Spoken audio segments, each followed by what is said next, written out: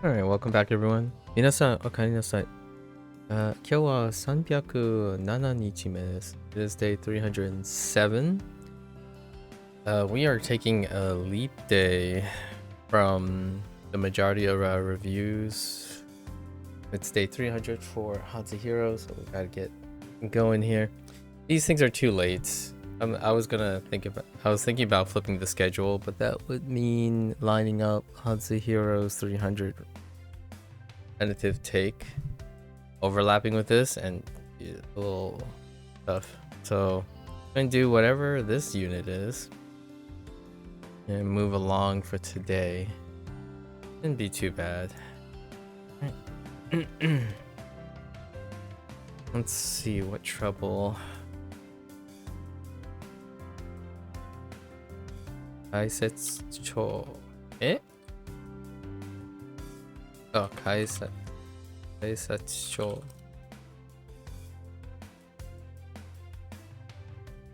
警察庁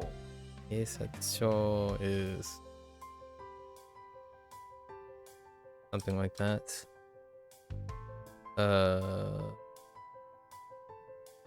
国境良質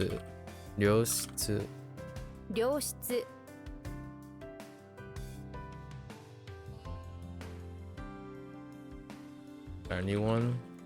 Have a few new ones. 一層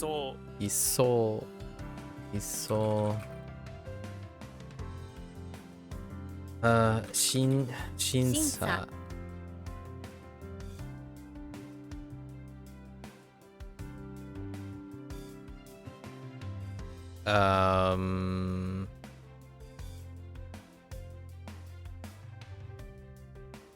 となる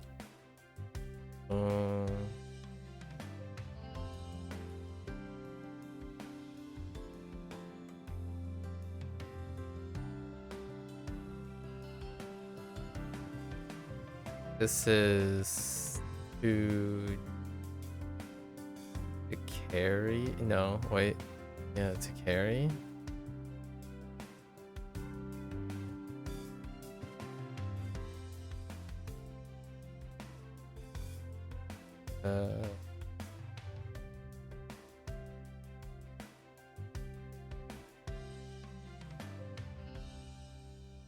Carry.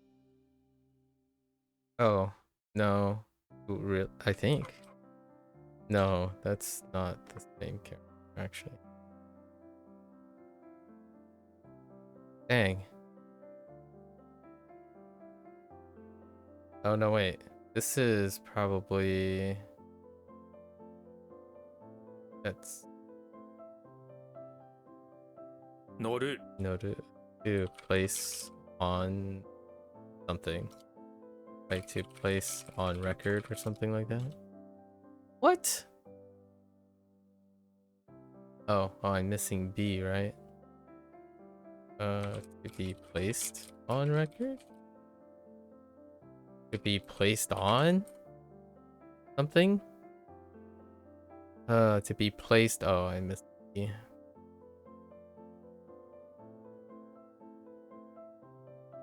Oh, right. Placed on, yeah. As good as carry, but alright.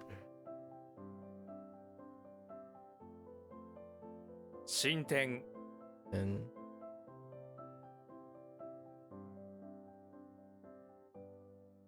new one.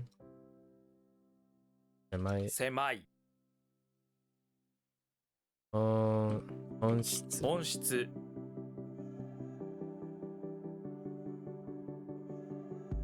逆品質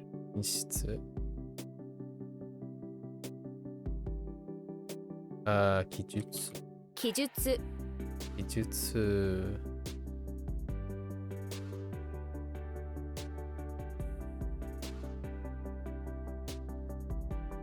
原型 Oh, they're doing pretty good today. A little bit tired. How are you?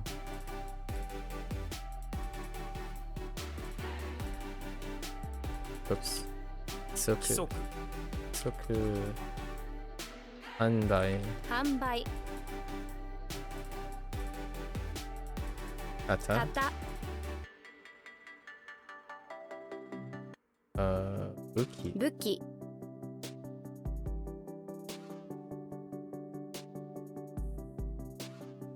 Doing alright? Tired yourself? Feeling somewhat neutral, you know?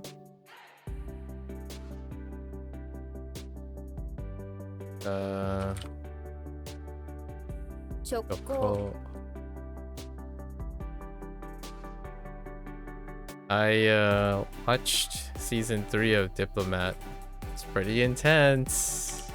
The show's definitely on its cylinders. What? Joe. Oh. 上術 That was a typo.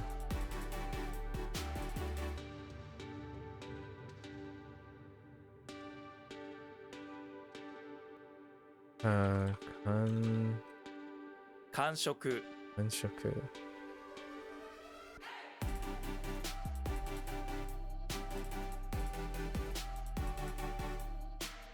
Shukujitsu? Shukujitsu? Shukujitsu. 祝日 Everyone's done with it? Nice.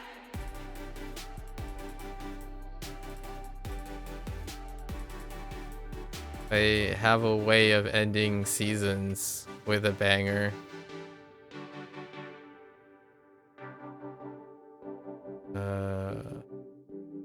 Sakai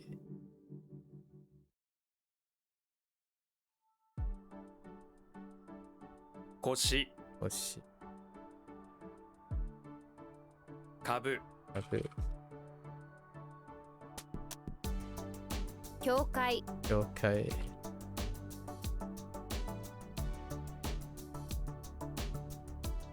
Gotta make you come back? Yeah. Here's to another year of waiting. Or maybe half a year of waiting.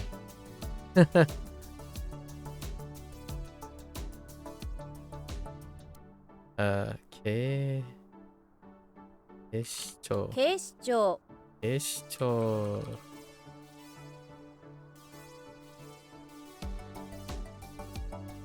Okay. What? Wait.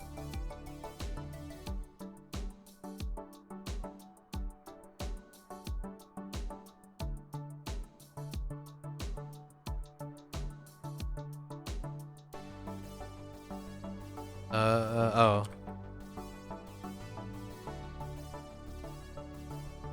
Oh, no. This is, far. Right? Farsighted?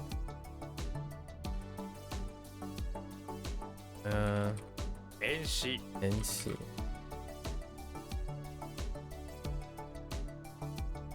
I was thinking of it. 環境 Ankyo. 無視する無視する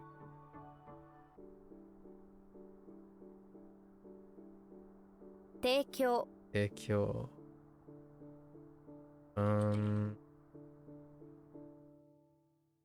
指さす指さす指さす差別差別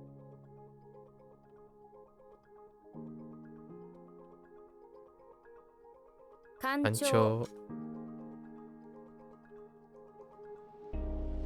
What? Wait.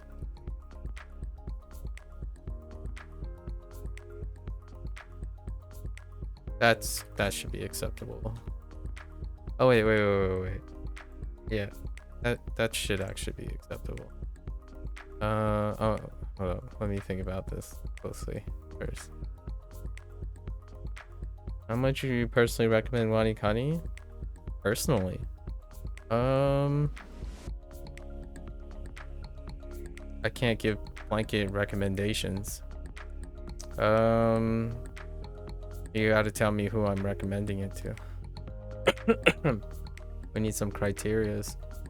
A blanket recommendation, I would never recommend anything.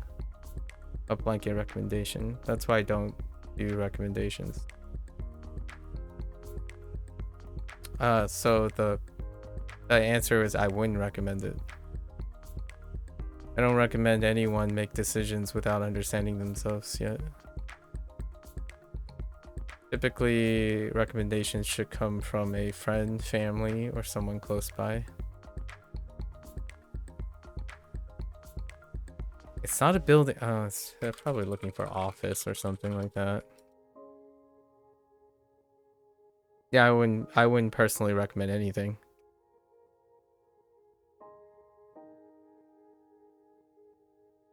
That sounds like a bad sponsorship pitch. Me, you're just considering new options for vocab study right now, but you don't really know anyone else that's into languages? Really? So none of your friends have any interest in like English or anything like that? Kind of a strange university thing. Kuda. Do you already use Anki? So if you're talking about you, I know something about you. Like I can gather something about you. So 禁止 are you looking for something that is character oriented? If you're looking for new options, WaniKani is character oriented. If you don't like making mnemonics, that could be a thing. So let's go over the quick list, right? Super quick list. I can tell you what WaniKani has, and then the recommendation is based on your own preferences, right? So one, what are you... So first we have to get out the way. There's only a 1 month free trial. So if monetary gain or monetary problems, that's a thing. 2, it's subscription based, so we'll get those out of the way. I don't know how much it costs. There is a life license, which is usually discounted at Christmas, so it's close now. That might be an important consideration. I think it's 250 USDs, so that's also one. 3, if you want mnemonics and you can't be bothered to make them, that's what it offers. That's what you're actually paying for. 4, you're not paying for SRS, but you have SRS. Anki does that too. So if you're looking for that very specific SRS portion, but not the mnemonics, Anki can replace that. And there are WaniKani decks. There's another alternative that pairs with WaniKani, called Kaniwani. So if you're looking to do the reverse, where you look at Japanese and you look at English and write in Japanese, WaniKani can sync with Kaniwani and do the reverse. So you can double your efforts if you want. This one's free, and it uses the API from WaniKani. These are the things that are unique to WaniKani, so I'm not going to try to sound 4 is an exception. These are the things that are unique to it. Technically, subscription things is outside of it. So these are the 2. And want mnemonics is have to be open-minded, because the way they do mnemonics is very American, I'm gonna say. It's very American. So if you're from a different country, you have different languages, preferences. Want is a very strong word. You're gonna want mnemonics. Otherwise, you're gonna end up paying for something that you don't want later. So you have to understand that it's very Americanized. And those are probably the most ones. A little loose is that all vocabulary words, all vocab as a native speaker.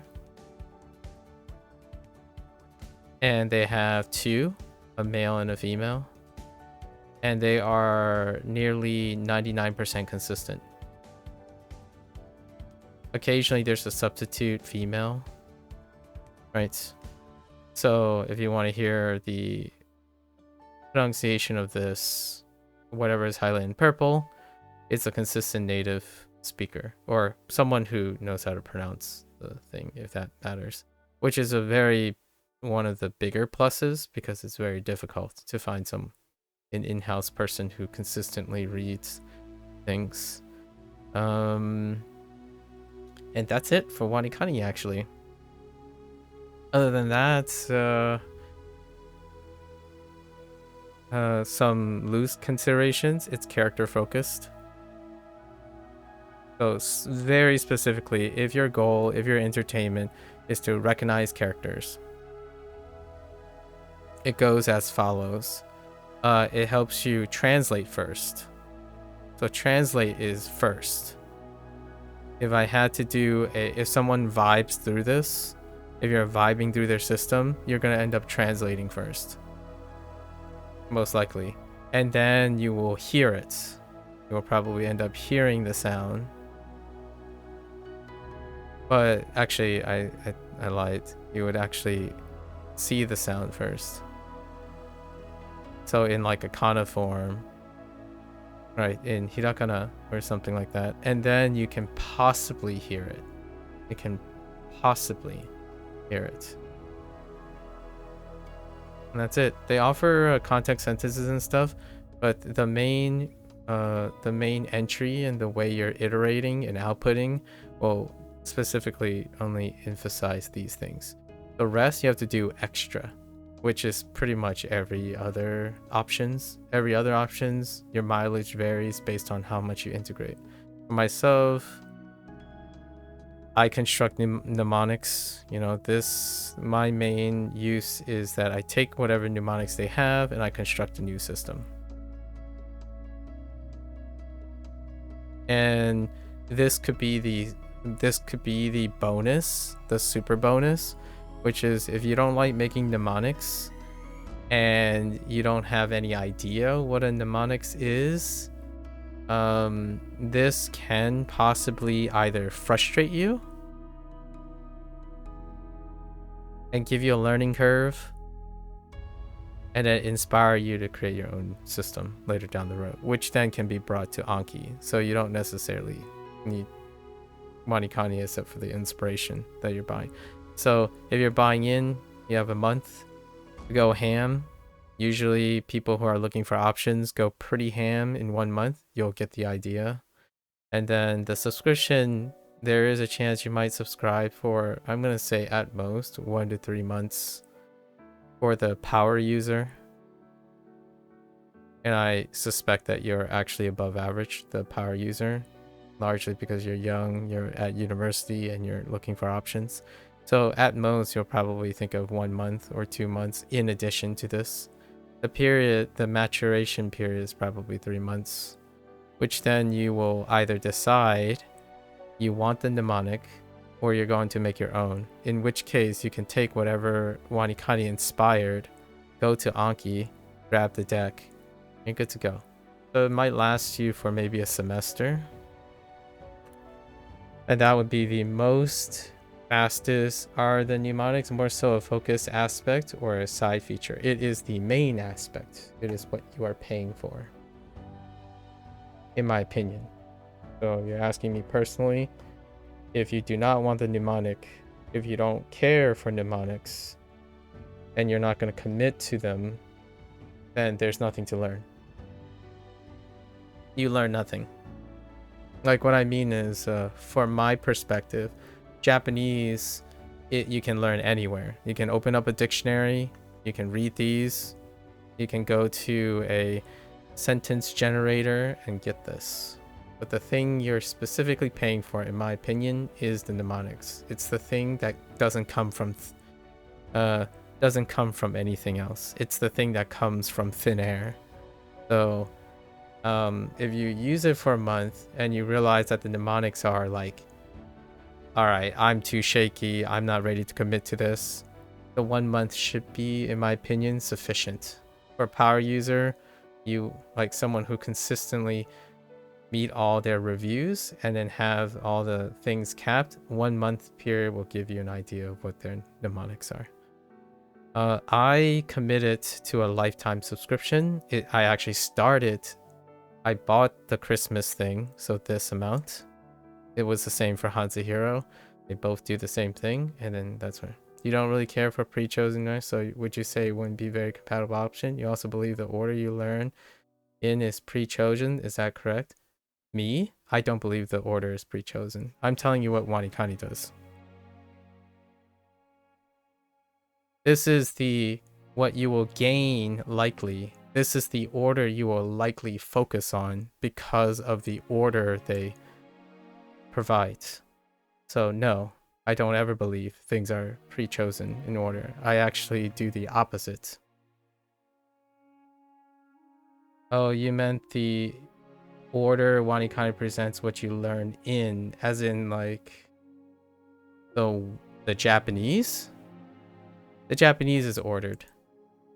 It's not, the order is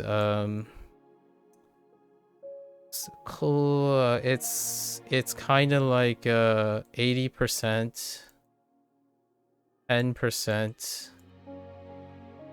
or 4%, or it's kind of like 9% and 1%.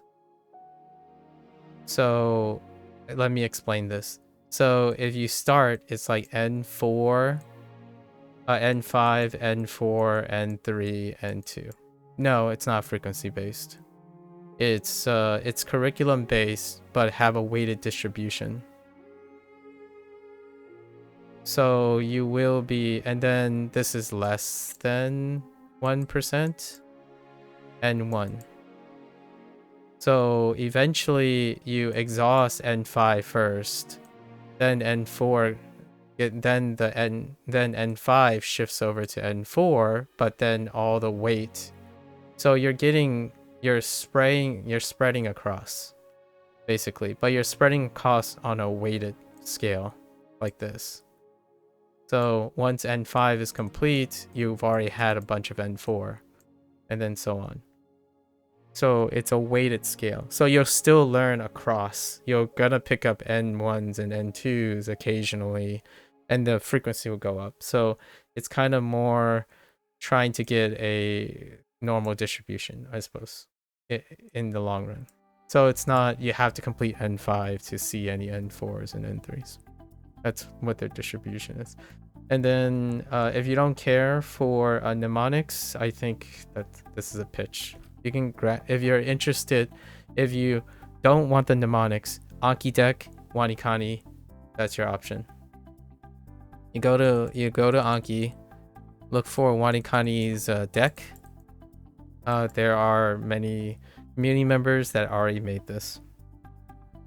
And then therefore you don't have to invest and pay for mnemonics because you're probably going to gloss over all of it anyways. So if you want to know what the curriculum is, which is what you asked for, the order WaniKani is, Anki deck. And Anki deck probably will tell you what the order is. And your experience does not vary from Anki. So other than that, without the mnemonics, since you only care, you don't really care, and like read other people's work, that's really what you're paying for. It's very difficult to pragmatically rationalize the existence of Anki and WaniKani decks if you're not interested in mnemonics. And even then, the WaniKani deck has the mnemonic, probably. I didn't verify this myself. I actually think this is what people do as a workaround for those who do not want to support the WaniKani project. That's, let me see. You see, you're not sure. You used Anki for another language in the past and it went terribly. You always hear good things about it, and customizable decks would be great, but you're not sure. Not sure how you can actually get something out of Anki. Then this is not for you. This is probably even less flexible than Anki. So my current concern, what you're looking for is, it's interesting. If I had to make a personal quick evaluation of what you're looking for, you're looking for something that is prescribed, but you choose not to care about prescribed things. So the thing you're looking for is also the thing keeping you from looking for something. But this is kind of a tough situation because Anki is the most flexible, customizable platform for SRS, right? And if you can't find a creative way that's coming from inside you to use Anki, then WaniKani and most things based on SRS will probably not cut it, because almost all of them are prescriptional. There's some part of them that is prescribed, and you don't like pre-chosen things, it appears. If you're thinking something like, I don't know, MAKU or something, or LingQ, all of those platforms are trying to be more flexible, and that means the creativity and customizability comes from you as opposed to giving you something, right? And you might be thinking, oh, well, those things don't use mnemonics. They use like vlogs and YouTube videos. YouTube videos and vlogs create context. Context is your mnemonic. When you're associating pictures and stories with a word, that is your custom mnemonic. So maybe you want something that is context dynamic. So I haven't used any of these tools, so I can't really speak for their vigorousness, but there are like LingQ kind of things, which is what they do is they use a form of SRS, but you upload your content. So whatever content you're looking at, I think MAKU also does the same thing. MAKU? Let me make sure. I keep messing up the tool's name because... Yes, MAKU also does the same thing, where instead of you providing the source of creativity, since the thing is way too customizable, so you can't really think about it, LingQ and MAKU are platforms where you can load your content of choice and then try to learn Japanese from that. MAKU takes like both of these platforms like transcribe and catalog them. You're aware of MAKU? Well, I think that's probably where you want to go, in my opinion, because you strike to me as you can only learn based on vibe, like doing your own thing, so hands-on things, and WaniKani is not hands-on. WaniKani is pretty much the opposite of hands-on. It's like Duolingo. The more hand-holdy it is, the more likely someone's going to do something, but it doesn't look like you lack any motivation to do anything based on your own choices. So it's kind of the opposite thing. You're giving me the opposite impression, which is you want something that is flexible enough to accommodate anything you find interesting. So if you, for WaniKani, you have to find WaniKani interesting before you buy it. As in, when you buy into it, you are accepting the idea that you have to stay open-minded to what they're prescribing. It's the same with Duolingo, but Duolingo is free, so most people can hate on it because they can choose not to like it. They can choose not to resonate with their course. WaniKani is very similar. You go 3 months in and you realize, I don't like most of this stuff. So you can waste your time, right? That's what someone who only values their own impressions would say. It's quite not so well-known curriculum for JP you're on, and you'll be on it for up to 20 months. That's a really long curriculum. Flexibility would be really helpful. You feel like you're looking for something that doesn't exist. You're looking for something that exists, but you didn't come up with it yet. Unless you're really, really fetching for inspiration. And the downside, the problem, like, so we'll do a really, really quick, like, what I feel the argument here is. And it's not based on what you're about to tell me, but more about how, what I gathered from talking to you over the last couple months about your friends and your communication. There are two internally struggling things right now. One, you value your own opinion, which is very healthy for someone in their youth. In their 20s, this is a very strong, you have a strong identity, right? That's how I feel. Whenever you talk about things and interpret problems, you have a very inwardly focused, you value your opinion a lot, which is good. It's very excellent for a young person, right? A young person, or soon to be like a young adult. They usually value their opinions because you have to form a strong foundation. The second part is that when you're studying, if you're looking for something, right? The downside of valuing your own opinion or the pros and cons is that if you don't think something exists, then it doesn't. It doesn't exist. Because your value of your own opinion means that the idea comes within.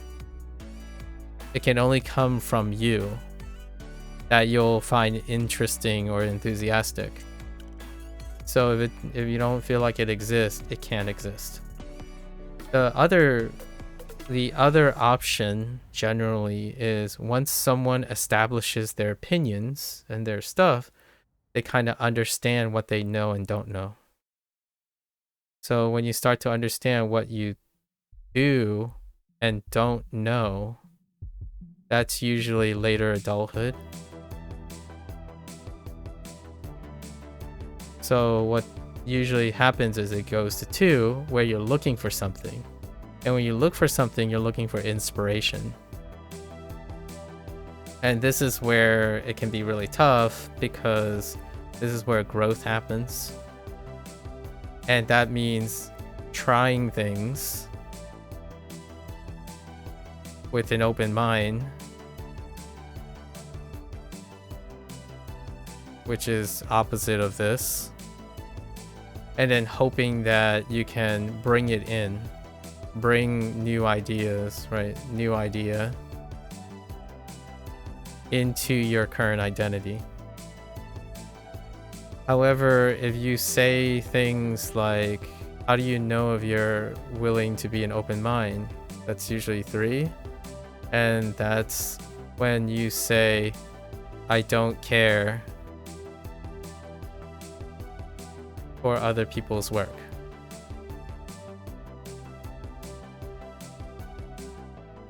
Right? And then also, it doesn't exist. Because you haven't made it yet, basically. Because you haven't made it yet. Like, you didn't come up with it yet. Because you only have you right now. So the alternative is... the third one is self-creativity. As opposed to learning things based on other people, which there's gonna be some of this. This is not like 100% all of these things. It's things to consider. Self-creativity. So you learn raw, which is like pick up a dictionary and ask yourself what do you already do, And then how can you convince yourself to use that information to incorporate it into what you already do? But this is where you get to create your own self-creativity, and often this leads to mnemonics of your own on how to study.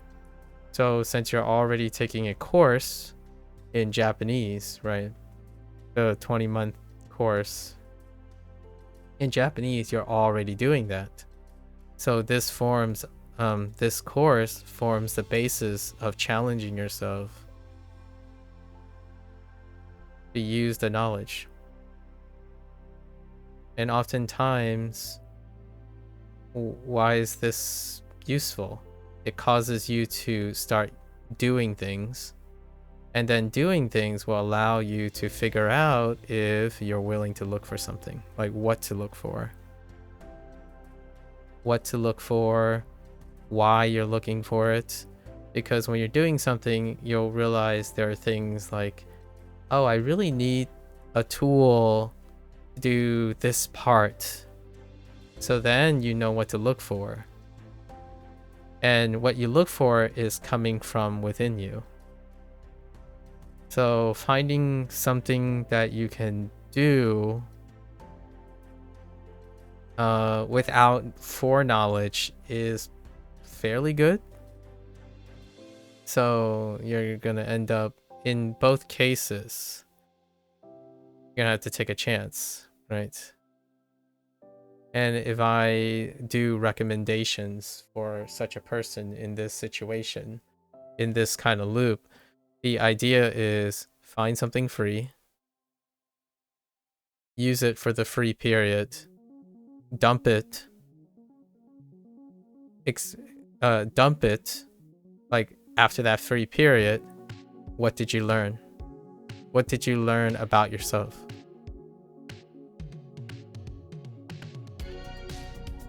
And then move on. So find anything free. WaniKani is free for a month. Use it for that month. If you have time, do 2 or 3 things. Whatever is free. Tell yourself you're only going to use it for a specific amount of time, so a trial period, even if it's free forever. Figure out what you learn about yourself. Like, did you like it? What parts did you hate about it? And then write those things down. And eventually you can create something that you're looking for. The thing that you're saying doesn't exist yet. And when you find what you're looking for, and if it truly doesn't exist, you know how to make it. And the idea behind that is when you know what you're looking for, and if it truly doesn't exist because you know what you're looking for, and you know how to make it, you can make it yourself and take it with you anywhere, right? And then in the future, you can look for things with an open mind because whatever you need is with you the whole time. This is kind of the idea. You know what you're looking for. Well, mostly you're just running out of time to go with something. You have a lot to cover in a short time frame. The next 5 weeks, so really need to get really. I would disagree with the first statement. You say you know what you're looking for. If you did, then you would be asking me the question. Well, I mean, I already described what's in WaniKani. So if you already know what you're looking for, then you already answered the question. I don't have to say any more then. So if you know what you're looking for, if what I said that's in WaniKani is not what you're looking for, then the answer is no. I don't know what that is because you haven't described anything that you're looking for. Saying no to things doesn't tell me you know. Right? You gotta describe it. You were trying to find out what WaniKani was about and what it offers. That's fair. There's a 1-month free trial. If you know what you're looking for, you'll know for sure. I already said what it offers. So if it's mostly no's, then it's a no, right? Whatever those things are. That'll save you the time for WaniKani. And then the only other thing that I used publicly was Duolingo, and that's a big no based on my inference, the inference of what you're saying. Yeah. I play a game called Wakotabi, and Wakotabi is a big no as well. Inferring from the stuff you're saying previously. So it's a 0 to like n, most of n5 video game, I guess you can call it a video game. Kind of an immersion tactile reference game. It has a built-in SRS as well, so that's a thing. You're probably looking for something that doesn't exist based on what you're looking for. I know I don't have to tell you that because you just told me. 株式 It isn't really what you're looking for. Dual, big no. Audio would be helpful. Price doesn't matter much. Playing flashcards annoyingly don't work very well. Having to actively do something or think helps. So it isn't what you're looking for. WaniKani, that's fair. Duolingo, big no. That was expected. Audio would be helpful. That is a privilege. So YouTube videos, vlogs, they always have audio. Price doesn't matter much. That doesn't mean anything because you just said two things that regardless of what price it is, you still aren't open to it. So price is a moot point, right? It's shuffled to the bottom. And then playing flashcards, these aren't plain flashcards, but if you're treating them like plain flashcards, then they'll never work for you. And having to actively do something or think helps. You can actively do something and think for anything you've ever done. You're just choosing not to think. You want something to think for you, if I have to be really honest. Like, having to understand someone's mnemonic is actively doing something and thinking. But you have something that qualifies as actively doing something and thinking only when the first criteria fits. The thing you're looking for is the thing that you are going to encourage to have actively do something and think. All the things that I have described is actively thinking and doing something. You're choosing not to do something because you haven't found what you're looking for, is what I think is happening. So right now, these aren't plain flashcards. I think a lot and I work on it a lot. But this is annoying. You think it's a plain flashcard, so you don't do anything in it. The answer is in you, right? Because these are your opinions. I don't think I'm not sitting here doing nothing and not actually thinking, and I don't think it's a plain flashcard. I just explained to you that they aren't plain flashcards.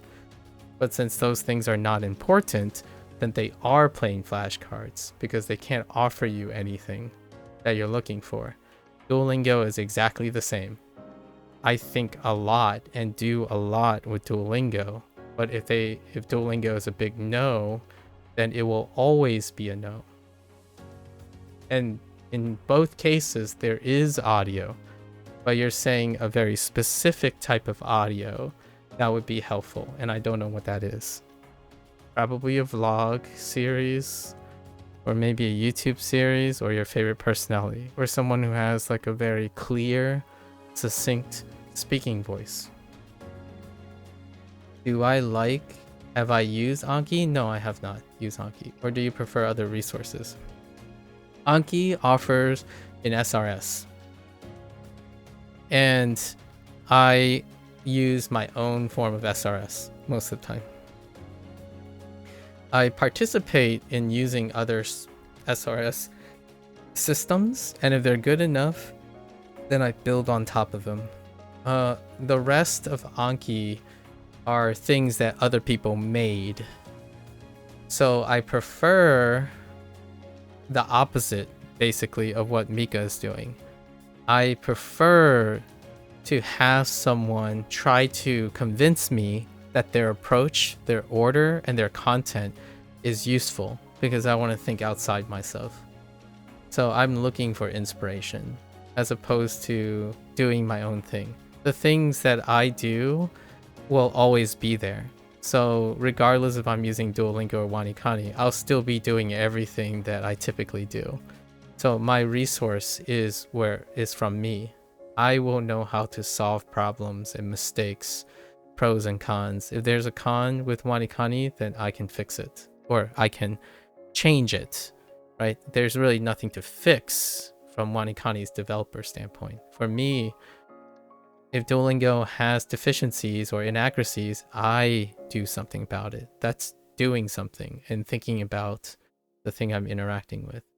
So regardless of what I use, it's sufficient. In terms of Anki, Anki is just a platform, in my opinion. So this is my take on Anki. Anki has wonderful SRS. The decks, you need to find your cup of tea. For most people who lack experience in learning, right? Cup of tea. You like the customization personally, you make your own and find that it helps you remember better versus using pre-made decks. Not to say there isn't a place. Yeah, so you're using the SRS. So Anki is the SRS. The Dex is not Anki. To me, like, I want to be very clear. The Dex are not Anki, they're users. So until you find a place for users, or you choose to, if you choose your own, then you're still using Anki for what Anki is. If you choose not to listen to other people or like use other people's ideas and whatnot because it doesn't help you, then you're in the similar situation as Mika, right? Mika is looking for something that encourages themselves to make something using a platform that could offer something. I don't know what that is that Mika is looking for. But for you, Bree, if it's helping you remember, it might have something to do with the SRS system, as in keeping you consistent and regular. Consistency is the thing that Anki offers most. So Mika doesn't have a problem being consistent, is what I'm gathering, because Mika doesn't see that Anki offers anything, and WaniKani doesn't offer anything, right? So that means Mika is sufficient by themselves for the content. However, they are also sufficient in motivation and consistency, is what that's telling me. If Anki is not appealing to you and it has no value to you, then you are already motivated, consistent, committed to a goal. So most of the online tools and apps, the most successful characteristic of the apps is this right here: motivation and consistency. So if it's not that, then it's got to be native content. It's YouTube, reading, go make some content about Japanese, go write in Japanese, make a story, go paint in Japanese, something that you create your own because you are already consistent enough and have enough motivation. Every app, in my opinion, which I mentioned before, 80% of apps online are is built on the foundation of keeping someone motivated and consistent. The content that they produce, if you only trust yourself and you have most of the ideas yourself, almost all of them do not offer that. You are a unique human being. You have very much produced some idiosyncrasies. The odds of something inspiring you requires taking chances. Like, for example, if what I'm saying is interesting, then that's a chance you took. If you're listening to me now and you're like, I don't care what this guy says, that's the chance you took. Now, the question is, did you learn why you don't care what I'm saying? And then so that you can go to the next person and avoid the thing you don't care. So you don't go looking for a person like me again, knowing that you're not interested, right? The things I'm saying is the content. You showing up is the app. So you showing up is the SRS. The rest is the content. So if you don't care about pre-made decks, it means you don't care about other people's opinions. You don't care about other people's ideas. They're not interesting to you. That's the content, right? So we have content and behavior. And to me, behavior is part of the habit formation. This is what I focus on most of the time. I bring this with me. This is me. I own behavior and habit. So what I'm looking for is content. So I like WaniKani because WaniKani offers content. It does not offer me any benefits to behavior.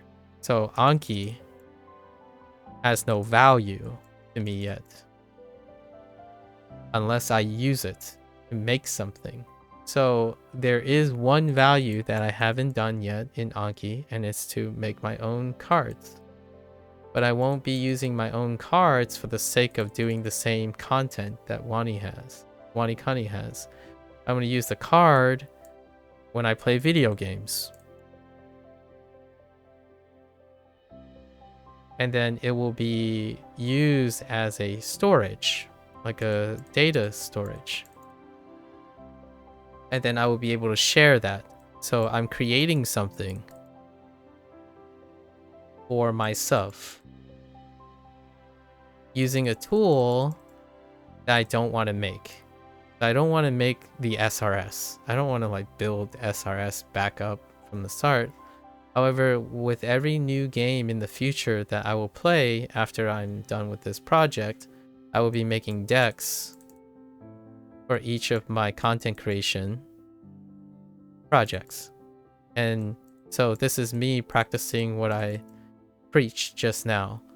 If you are only relying on your own creativity and you could care less about other people's creativity because they're boring or disinteresting and you didn't make them, the long story short is you have to create it yourself.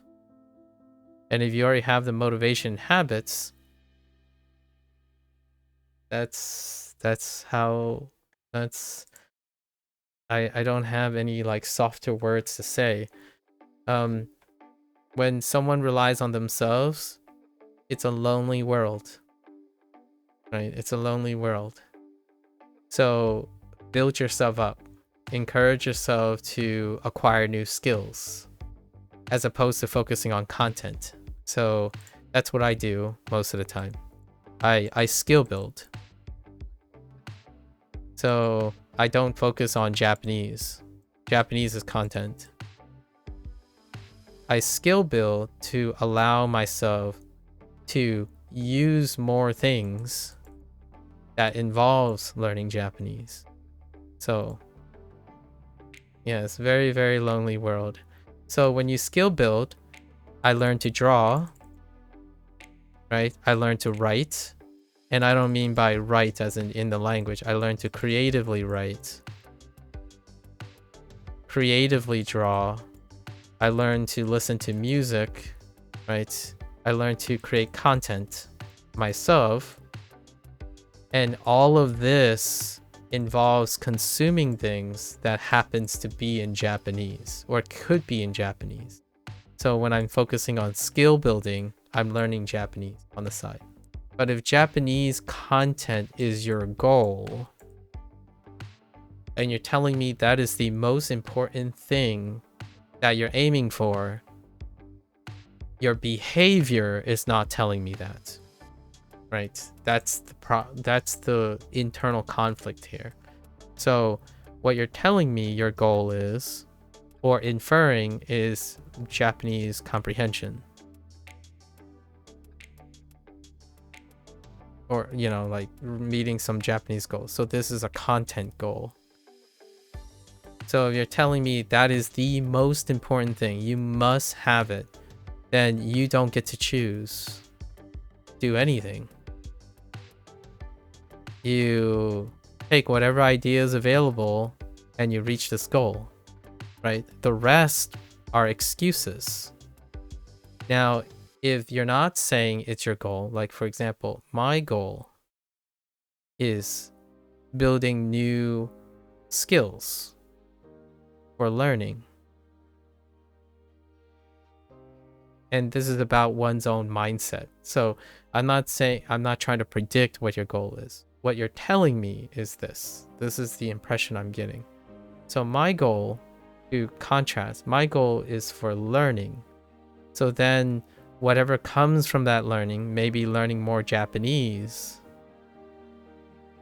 this means that since my goal is skills for learning, I can use WaniKani,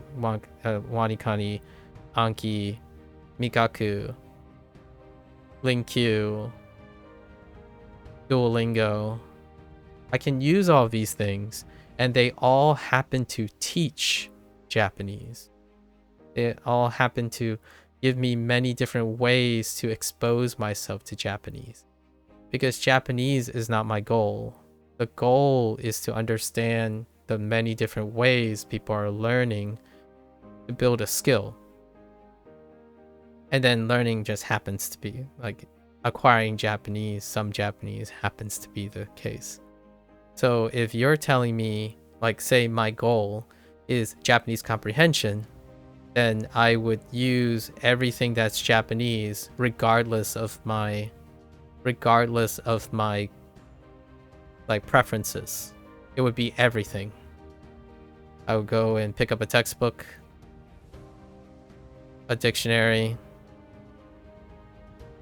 make as much time as I can for the sake of comprehension, because doing is what gets to this. So absorbing all the things is what gets to that. I don't get to choose what the method is. This is the goal. It's not about your methods. It's not about your preferences for skills, unless you're looking for that. So it's one or the other a lot of times, and they kind of conflict with each other, right? There's not a lot of ways to get Japanese content into your forehead, because Japanese content is static within a window, and it's not going to change anytime soon. Like, learning how to form a sentence is, in a native way, is going to stay that for at least another couple years. So these things won't change. So if you say it doesn't exist anymore, then there's one solution. You have to create it. Otherwise, yes, it means hours and hours of vlogs, podcasts, apps, textbooks, classes. Because to me, someone whose goal is to focus on Japanese comprehension, that would be the solution. Because doing whatever I'm doing and exploring things is not doing anything. You don't do anything. You have to force yourself to do it. You're not interested in anything else. At least that's the impression I'm getting. Hopefully that's a little bit more direct and gives a more tailored response. Other people are far more, they tell me that their goal is Japanese comprehension, but most of the time they talk about how fun it is to do different things with Japanese. So it's other people's problem is they're not quite sure what their goal is, but they certainly know what they're doing to have fun with it. And I think Bree kind of fills in that category. Bree likes engaging in different types of lessons, which does contribute to her goal of French, more so French. Well, you know that Anki, although I do find it helpful, you also use many other resources. Exactly. Bree, that's a good. You've decided your stubborn self will create a custom Anki deck and try it out for a bit. Maybe the past issue was it was a while ago and the approach to it was incorrect for how you remember things. That sounds amazing. Keep me updated. I'm curious how you create the Here's an outside perspective. If you want some, I don't know how much I'm worth to you as in like a source of motivation, but I would love to hear how you create your cards.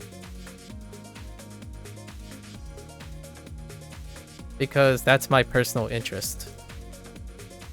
So if I were going to use Anki deck, right? If I was going to use Anki like other people, what I would do is I would probably download a bunch of decks. To give you an example, download a bunch of decks, and I would spend analyzing a random sample of their cards, and I would break down their design. And that's it. That's what I would do. I wouldn't use their deck to memorize anything. I would just simply want to see how they design their cards. In a few weeks, you could send you a deck if that's possible. I'm not going to be using Anki in a while. My goal in asking you is for you to explain it to me. So you could send me like a PDF of your workflow. I would love to see your workflow then. So not the deck itself, how you made it.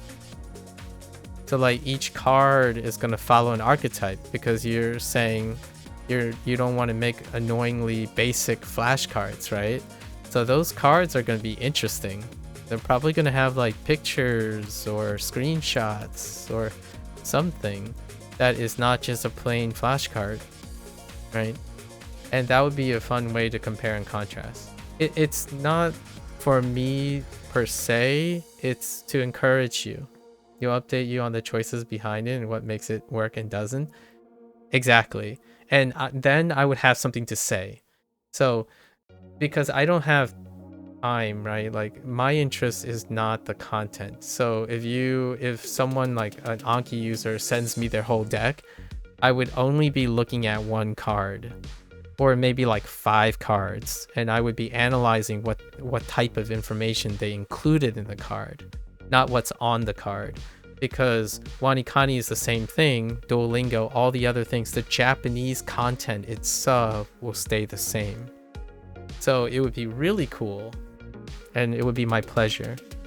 It would be fun to talk about the way you think about like what type of information would be interesting on a card, and then I could like say something about the card, like, oh, you know, I would also think to include this information and this information. And working with that means that you also retain the Japanese. Whenever you're making the card, you're still concerning yourself with it. Yeah, I think that would be a great way to do like a thought experiment. You'll start on it now and lurk around here for a bit, but do let me know if you have ideas or advice with your first cards, or like with your first things. I think we need a starting point, because again, from your first question asking about WaniKani, I don't know you well enough to even know if whatever I say is redundant and not useful. So until you make your first cards, we will have a starting point, and I'll try my best to like give it my best to analyze what you decide to include. Obviously, we could start with the stuff that you will like. You would probably include the character, right? Character, reads. These are what apps have. Character, reads, a drawing, a context sentence, a place you found it, place you find it, maybe like a screenshot, like in the wild, because that would encourage you to collect it. Like say in anime that you saw and you screenshot it and it's like, there's the character, right? Drawing is something you make yourself. And then these are basics like read, character, so that's like onyomi, kunyomi. Then we have meaning, right? You may include the meaning if you want, and the meaning can be represented in other Japanese or you can try the translational method. That usually is something that people don't like. So instead, you could have the character that reads in kana, a drawing, a context sentence that's in Japanese, and then you can use like anime screenshots and then have the person guess based on all these contexts. This would be a context specific way of doing it, right? That's a different idea than the translational method. Would you suggest separate decks for vocab and kanji formulation, or all in one big deck? Oh, that's a good question. I have no idea. Dang, that's a good point. You can make 3 separate decks if you want. I think it's great to compartmentalize those. So having one for kana, and then having one for kanji, and then one for maybe vocabulary. So the thing I've encountered in WaniKani, using WaniKani, is that there isn't a separate system for kana, which then allows you to capture the read. So for me at the moment, like for WaniKani, what I'm doing is I have a separate kana deck in my brain. So there's a special place that I go to for kana, and that kana has translational mnemonics on it. And then using that kana translational mnemonics, I attach it to the reads of the kanji characters, so that then I go over to kanji section and I use the translational kana mnemonics to get the read of the kanji. And then the kanji will stack up, and then when it's a vocabulary word, when it's purple, I go over to vocabulary and I combine kanji cards to create vocabulary words, which then enters a translational process. So yeah, for me, if I made the deck, I would keep the processes separate. A process to withdraw and associate mnemonics with a specific sound, the kana, and then using that kana to evoke it from the kanji. So I would have a kanji deck that references the kana deck for a read, and then the vocab would reference the kanji deck for the 2 separate kanji. I don't know if you can do that in Anki. I'm pretty sure you can. So that would be the idea. WaniKani has like a really messy way of doing this, and I decided to create structure over it because it doesn't scale very well. Going with 2, character familiarization and words, that's fair enough, because you can then say be familiar with the kana, right? That would be the requirement, and you already know the kana. The reason why I had 3 is because kana is also part of my mnemonics construction. So for example, like ka is car, sen is centaur. All of these, I kind of did it in my 300 review. All of these have a translational mnemonics device. And then the kanji deck will also have a translational mnemonics device using these. So that's the thing about mnemonics. And since you're not interested in that, or you're not going to do that, you don't really need a separate kana deck. So that would be like a starting point. You do mnemonics for kana too? No, I do, well, sort of. So kana is fixed, right? So let's just say there's roughly 150 sounds. How are you going to attach the kana, the sound, to the kanji without knowing the kanji read first?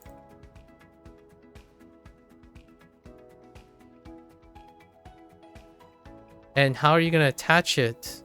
This is what WaniKani does, by the way. This is WaniKani's mnemonic system, plus Hanzahiro's mnemonic system together, mixed.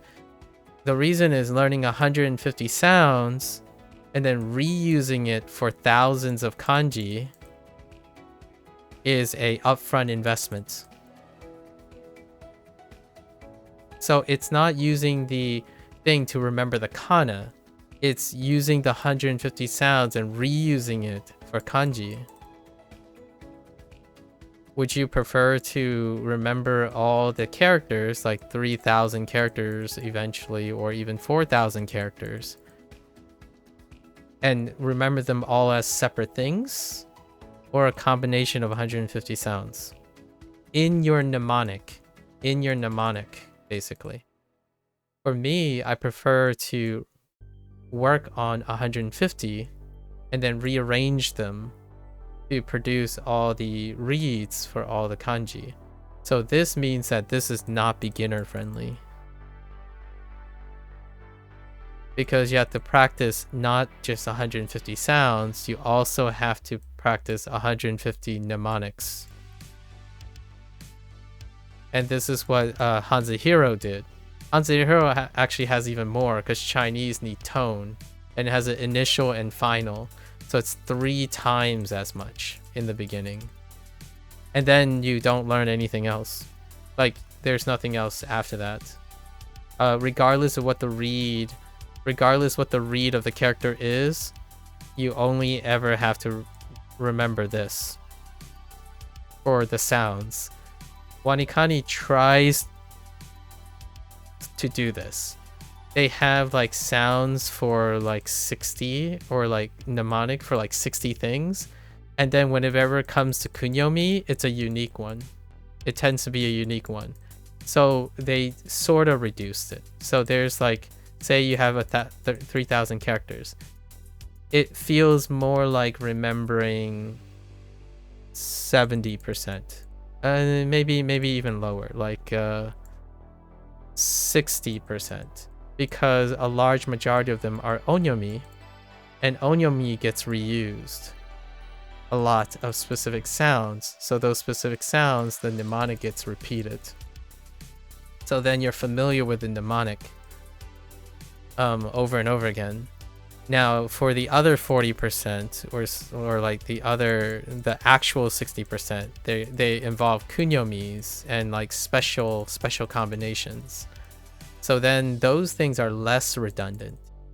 However, a lot of these have overlapping reads too.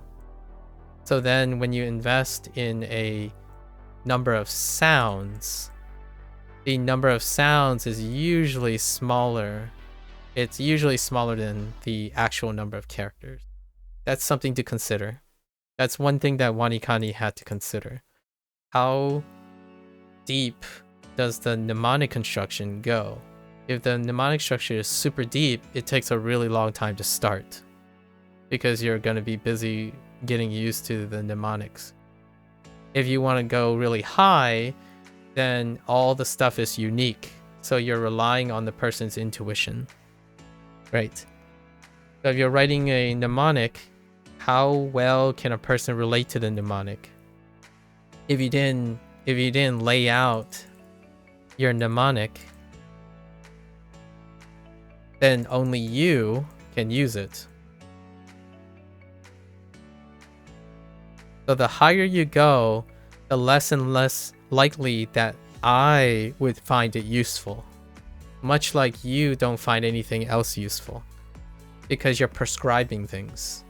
A mnemonic system, when you lay it out in detail, it means that other people can get on the same wavelength. So this is what the irony is. If you're gonna make a deck based on your own preferences, you are doing the very thing that WaniKani is doing to some extent. And the higher the level, the less likely people will find your deck useful. But you're not there to make decks for other people. You're there to make a deck for yourself. So if you only want to make something for your own purpose, and then like share it, and maybe the rare person who thinks like you will like it, then that's good. That's an artist's perspective. That's what makes it niche, right?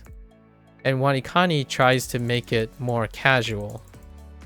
So they invest in upfront mnemonics. All their kana all their kana has a separate mnemonic attached to it.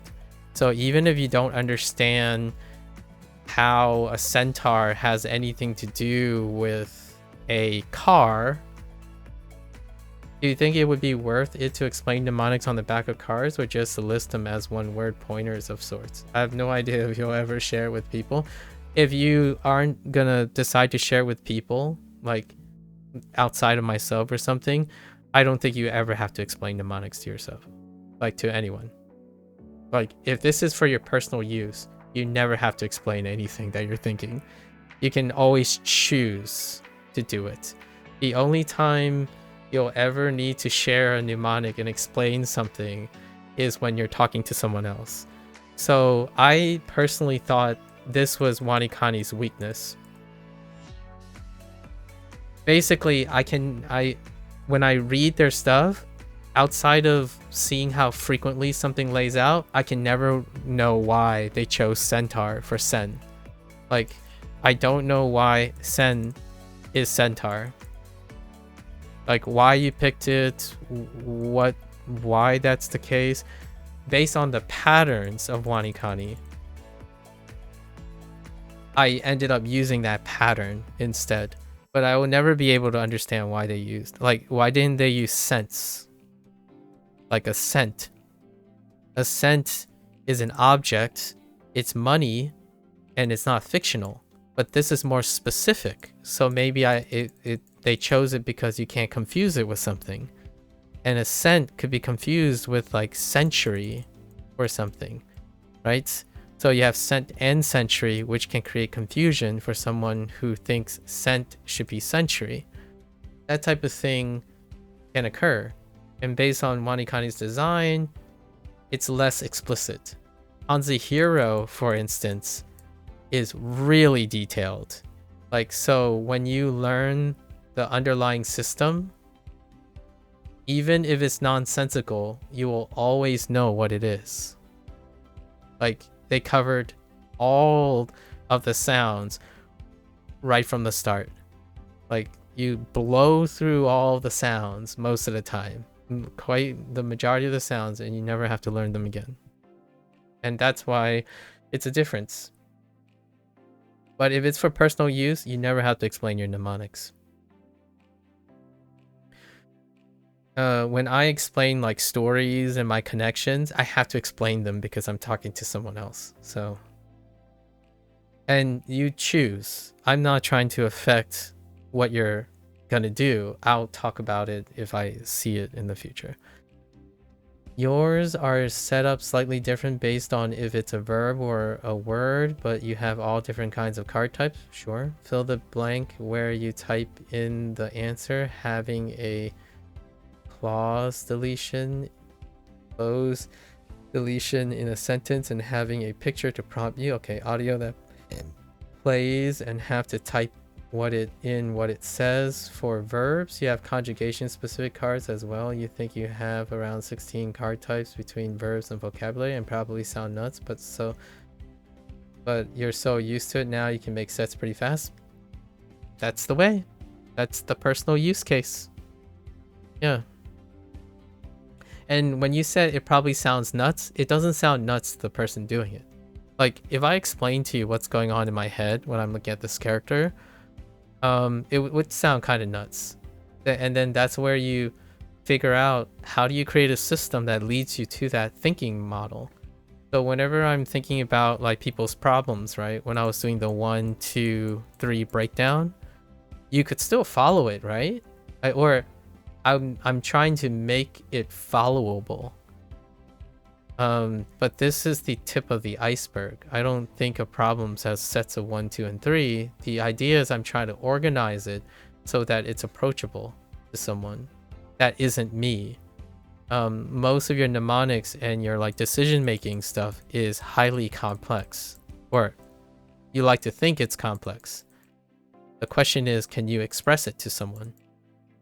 If you can't, then it means that you think for yourself, which is good if you're doing personal things. If you're making something for someone else, right? If you're making stuff, for someone else. Like you're teaching someone something or expressing someone this skill that you're doing, like the complicated 6 card types and stuff, and then what Mika is preferring, it doesn't help you with interacting with someone else. It helps you, which is what you're looking for, right? Neither of you gave me the impression that you're in it to help other people. Like we're not talking about morality or benefits here. We're talking about you guys are doing something to help yourself, right? Which is, and then if you're designing something, it should be complicated, nuts, very, very obtuse and nuanced, because you're doing it for you. When you're doing it for you, it can be as complicated as you can manage. There really isn't a limit to it. When I'm like explaining what I'm doing here, I choose not to explain it the way my brain works, like how I work, or else we're gonna be sitting here forever, right? What takes me like 30 seconds in my brain will take me like 10 hours to explain. It's already tough enough that I pick one question and it takes me like 5 hours to answer one question in the best way I can with dialogue, diagrams and arrows and stuff. It's still not quite good, and I practice that. Most of the time I practice how to express and teach things. The things that are going on in my head, I'm not going to put that in an Anki deck. If I put that in an Anki deck, it will be chaos. Like this, the way I go about this is chaos. Like, people's workflows are like this when they're starting, right? When you're starting, and a stranger is talking to you, you want to start in a very predictable manner so that they can follow the logic. And then after they follow the logic, you can dictate exceptions, then go back, right? But then if it prompts new exceptions, you can refer to the old exceptions. This is how I form dialogue trees in conversations. It's kind of like writing a point and click adventure game, right? How do you create a point and click adventure game with dialogue only? How do you lead the person to exceptions to follow the logic? And then when you find new exceptions, where do you go back? And then can you leap forward in logic?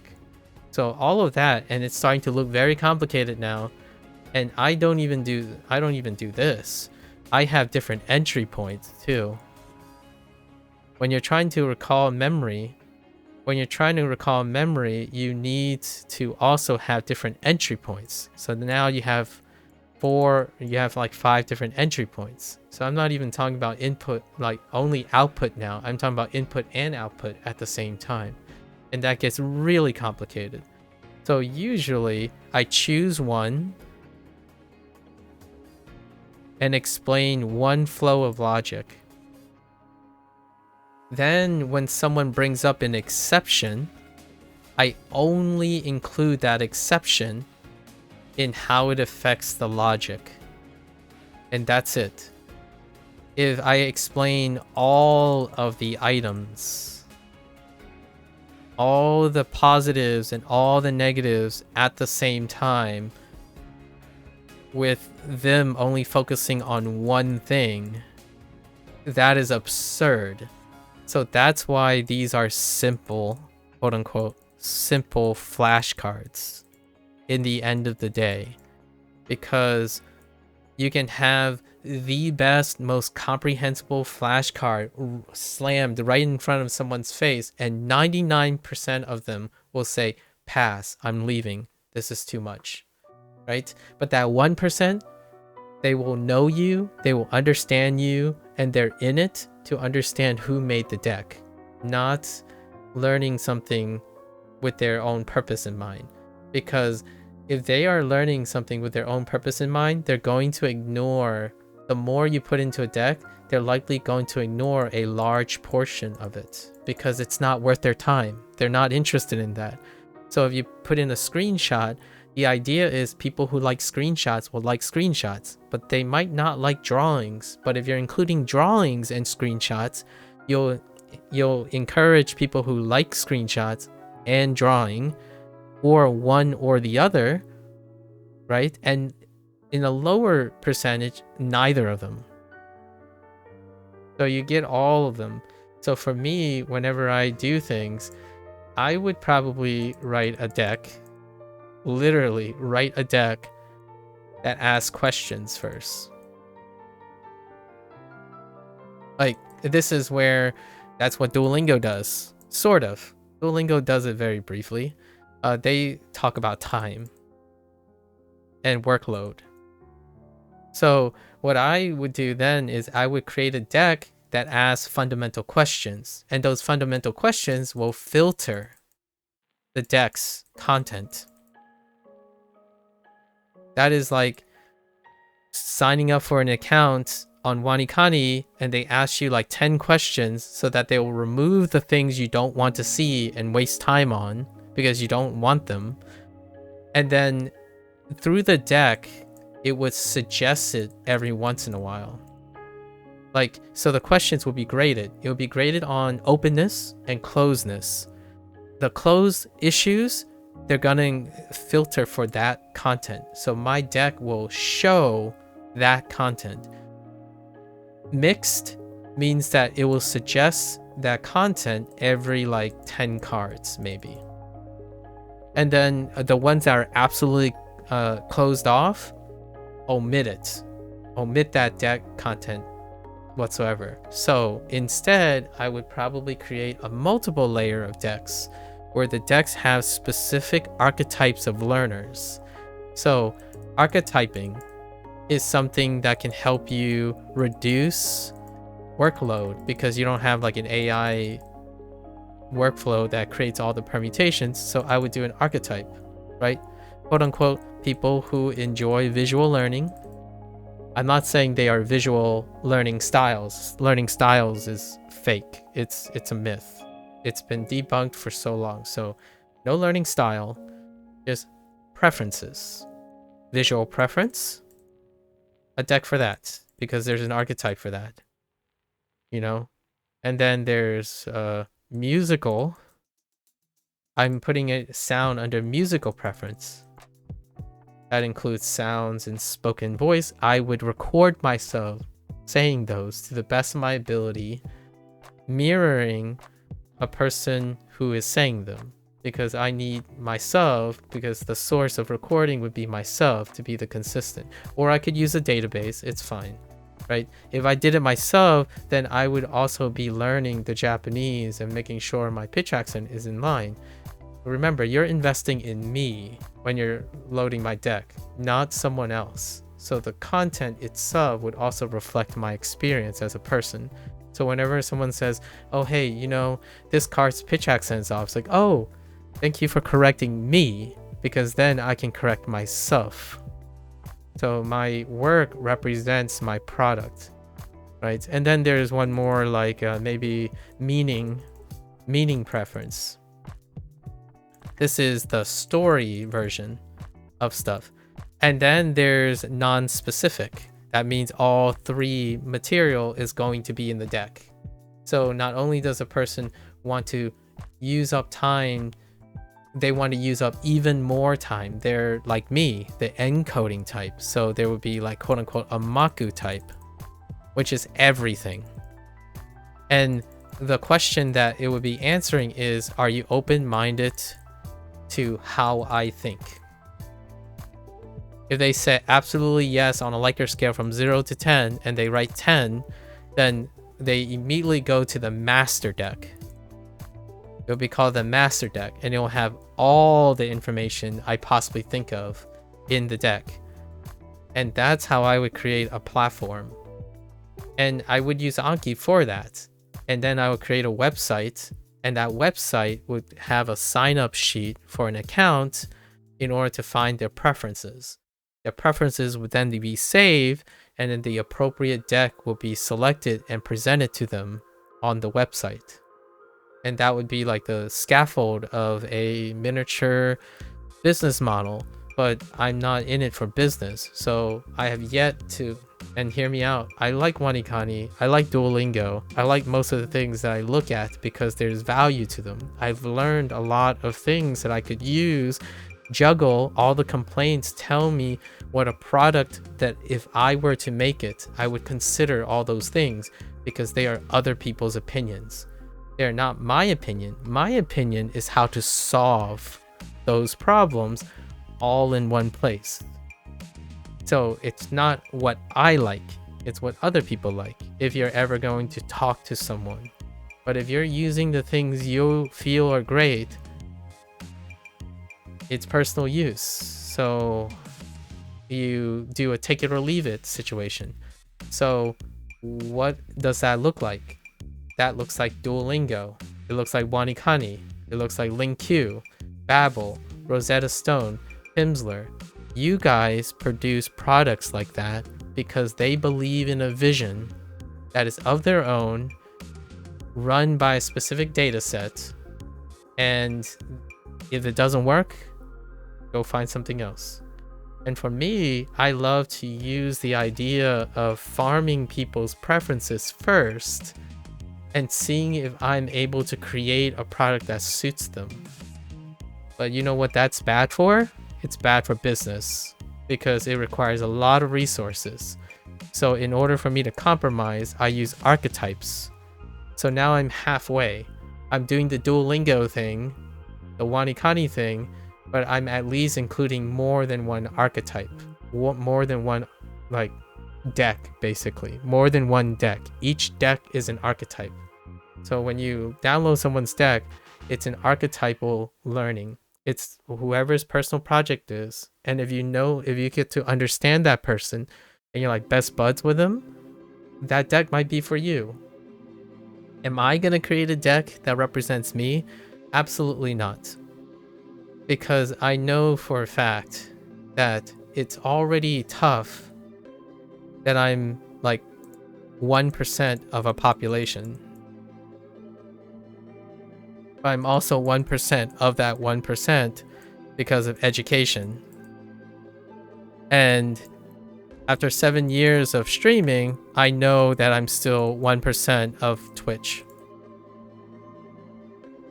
So if I'm 1% of 1% of 1%, the chances of if I were to make a product or try to teach based on exactly what I do, recommend things, and provide advice based on me, I'm looking at a failed business. So before I ever invest in a business, I have to understand what the other 99.9% are characterized in, however they break down. This is the difference between, this is open-mindedness. This is closed-mindedness. And closed-mindedness have a place. You can do business based on a niche market.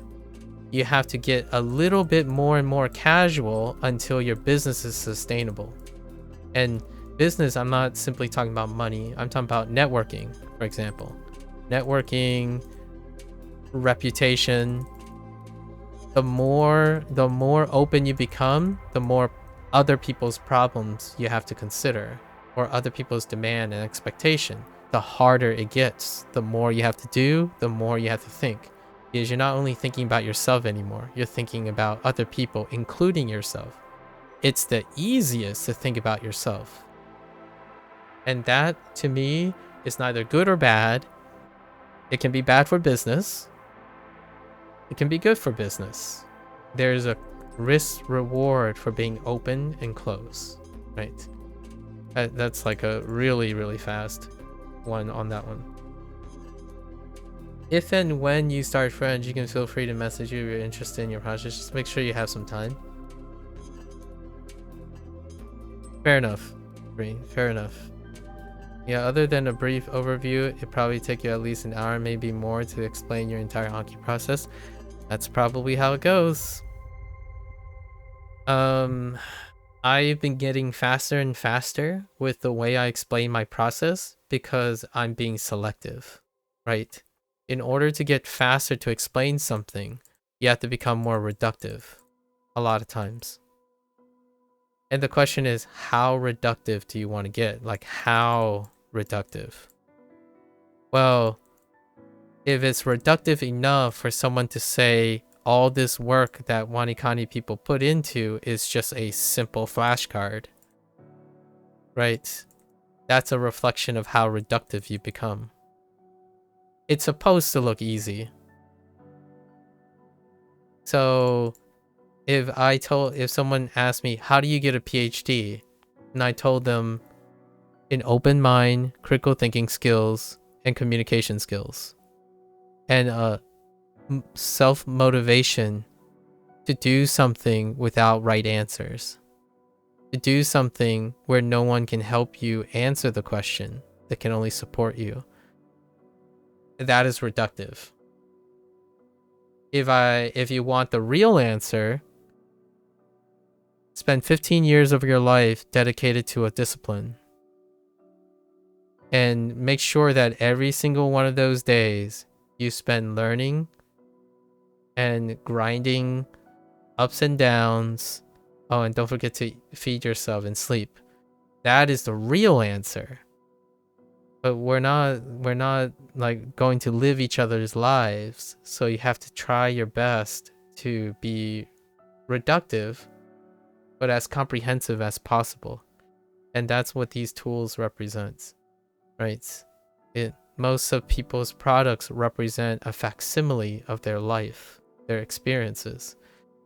It would be very narcissistic and egotistical to level yourself up and talk down to other people's work without creating anything. So the moment someone starts creating something and seeing how that interacts with other people, then there's an empathy. There's an experience that can be gleamed. It's kind of like kicking a server when their life is down and never having to serve food before, or something in a service position. You do not have a tenuous experience or attachment to that experience. And one of the big ones is teaching. Teaching and expressing things.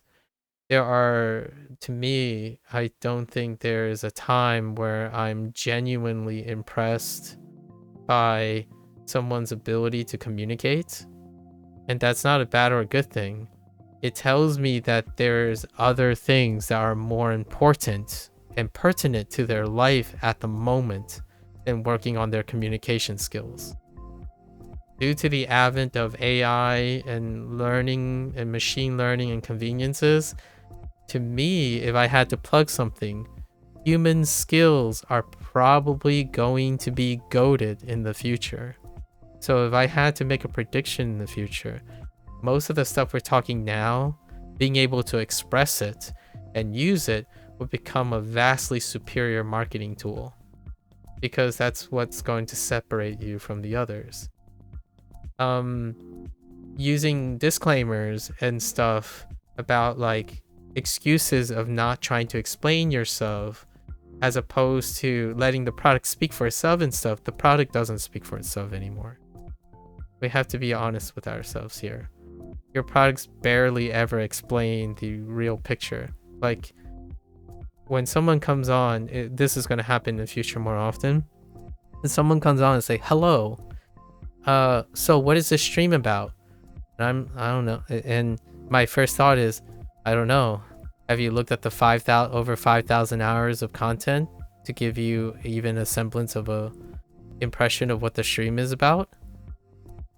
You can't expect that from people. Like, regardless of how much you think you expect that from yourself, to me, I think you're lying to yourself. Like, if I want to be really aggressive, if you are telling yourself you always make time to understand the intricacies and nuance of the person that's not you more than yourself, even for me, I have a hard time doing that. And I think I try to spend most of my time thinking about others, because I don't really need to think about myself too often, right? But even then, I wouldn't say I spend more time thinking about others than I think about myself, right? So it's interesting how people manage to communicate that. Sometimes when someone says, yeah, I don't care for this idea. Yeah, that idea sucks. You know what? I'd rather just do this myself. That's another way to tell me that I should be more reductive. I should be a little bit more simple and quick and harsh and straight to the point and capture short, important points. Because if that person doesn't make time for other people's ideas and sit there and be engaging in other people's ideas, I shouldn't behave that way as well, because the chances are I would lose them. Right? So whenever I ask a few questions, when people say hello, how are you, what's your day, it helps me gauge that in real time. And my only way to reciprocate is I want to tell you that if you are explaining something that you're going to do to me, it gives us a connection to the way we behave and decide from each other. Giving me a product means that I would spend the time guessing what is that your intent is. And if that is your point, like if someone gives me a product to review, for example, then they truly mean they want to see the opinion that is assumed and presumed by their product. Now, if I was investing in someone, so like I like this video game, I would actually get to know the developer and their process. If I know the developer and their process, it is far more consistent to predict what their product is going to be than the product itself. Because the content and stuff is really far from the developer's mind and the way they go about things. And being connected to the developer means that you can get behind someone's product because you and them have reached a connection.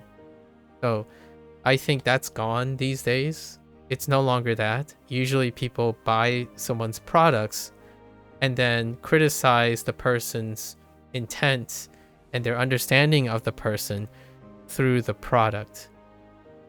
And that's where you get snap judgments and inconsistencies. It's like, so you're going to use one product and champion this person blindly because their next product is never going to fail now on sample size 1, or you use their a product that they have, it's garbage, and then you choose never to try their product again, another product, because it's assumed that the rest of the product is garbage.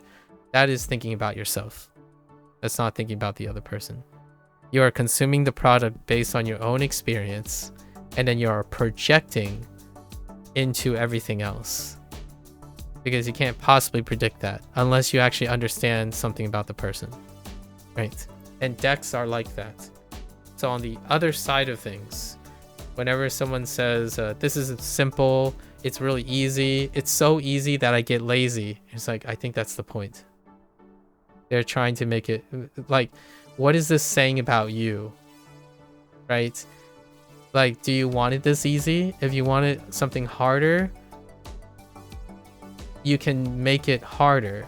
I think making it easier is probably the goal that they're going for. Making it harder for you is something you can do, or at least you hope you can do. If you can't, strip away the stuff that they're doing for you, right? Strip away this. You gotta strip away the things. So whenever someone says you need to do something or make something or advice or something, you can do that unless you don't have the skills to do it yet. So people who are self-sufficient, independent, skill build. You build skills, and then your skills create that independency for you. I in no way ever in the shape of my mind that when I build skills, I replace someone. I build skills to get closer to someone. So I'm language learning to get closer to people who language learn. Because those who selfishly language learn, I will be able to understand them. At least. Like, you might be thinking, Bree, you just said that if you feel free and you said just make sure I have some time, I think you're underestimating how much I'm going to know about your process. Because you're assuming that no one consider things you would consider, because from the perspective of your mind, you're thinking that everyone thinks for themselves. My guess is based on how much you've explained things to me and how much I infer from your notes. Most of the stuff that you told me about in your like spreadsheet and then your notes are detailed enough that I can infer what your process is. And then you can add on that. So I don't think it will take more time than you think. However, I'm going to tell you now, it is accurate to assume that most people don't care about the process. They only care about the process that works. I'm a process guy. I think the most interesting part is the process, not the goal. So it'll be interesting for me as well how much time you think it will take, and then how much time it lines up with my expectations. Because for me, I spend like tens of hours a day on process work. So the question is, when you say make sure to make some time, how long do you think that is? And to me, that's really interesting. I haven't ever... Okay, I do get a lot of people who tell me that they're really dedicated to something and that we should dedicate equal time. It's been a very long time since, and this will be like a humble flex, I suppose. It's been a very long time that someone who's incredibly passionate, I can't match that or exceed it. So when I have time. So the one thing that will be the deal breaker is I literally don't have enough time. Right? Time doesn't wait for anyone. But how much time you dedicate to it, I think I can match most people's passions. At least for now. We'll see though. I could be wrong. I love being proven wrong. Then that just means I need to up my game. And boy howdy, I'm always excited when I get humbled. And humbled so I can double down and double my time or do something. Because that means I get to do something more when someone shows me that they're working harder or they have interesting ideas. That's the lifeblood, right? The lifeblood. Anyways, I pretty much revealed my hand. So for anyone else who's interested in sharing more of their process and they believe that there's something to be learned there, I'm on board. 違う?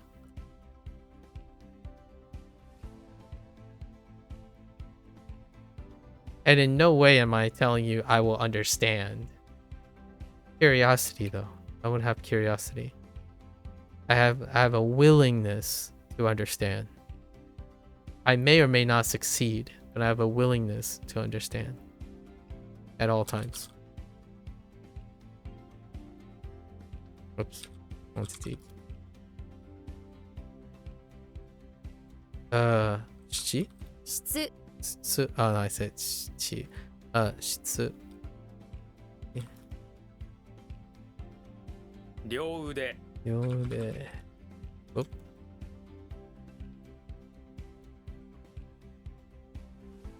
審判 審判.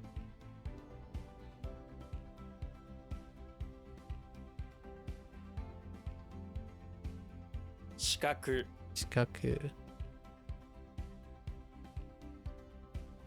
sense of sight. And if it feels like an open challenge to anyone, that's kind of the point. If I can encourage other people to try harder to fool me and to like educate me, I win too. So If you think I'm overestimating you or underestimating you and it's making you do more, we all win. People try harder and I have more things to learn, right? I think humbling experiences are probably one of my favorite experiences.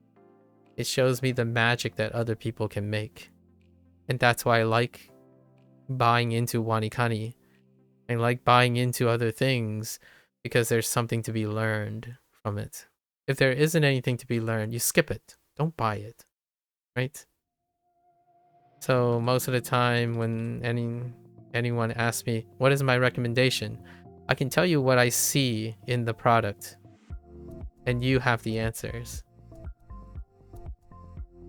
Recommending it based on myself, it's a moot point. I say this as in like a paradox. If you're asking me for my personal recommendation for myself, I don't choose to do things I don't recommend. If you're talking about my personal recommendation to other people, I usually don't recommend them until I know the other person.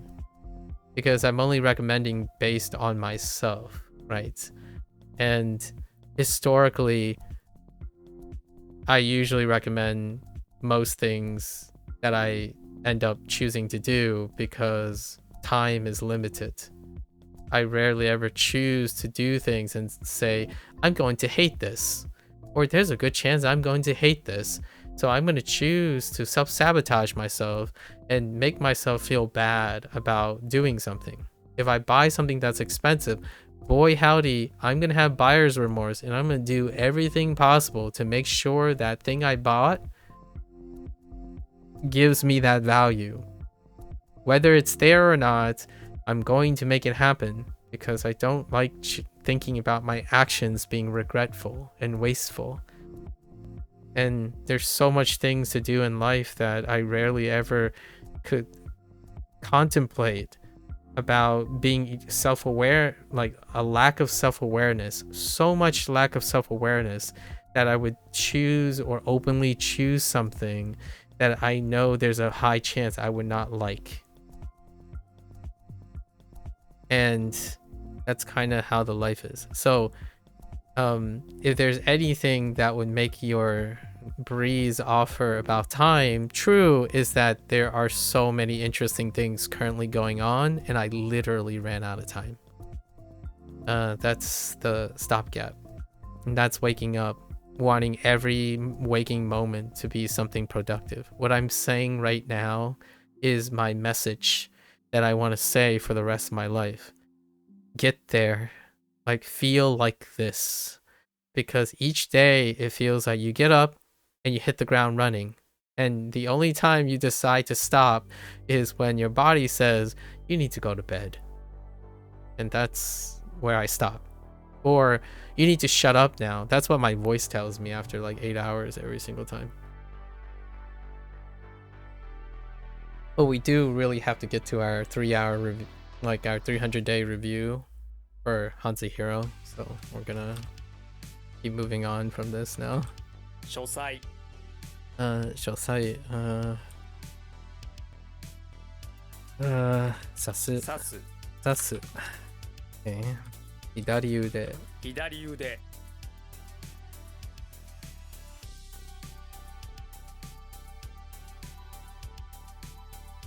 自動販売機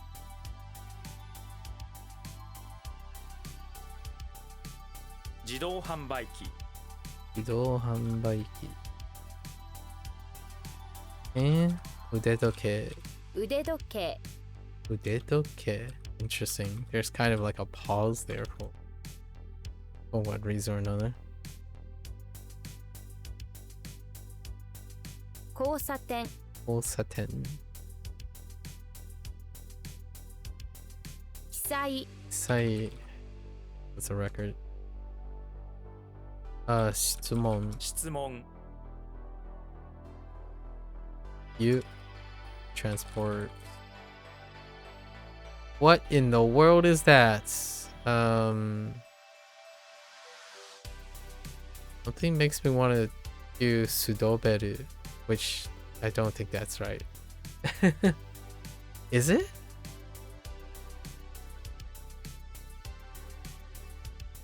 There are very few Bettys out there. Apparently. What is that? Mention? What am I mentioning?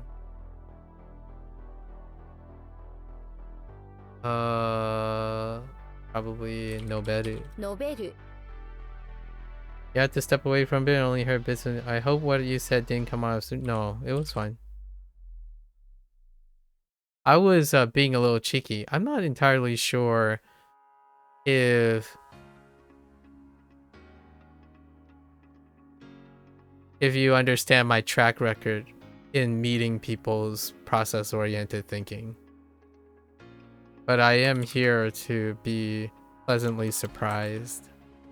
I think it's one of the few things that I would say 70 to 80% of the time I would overestimate someone because I really want to believe that most of the time, and I'm okay with what comes after.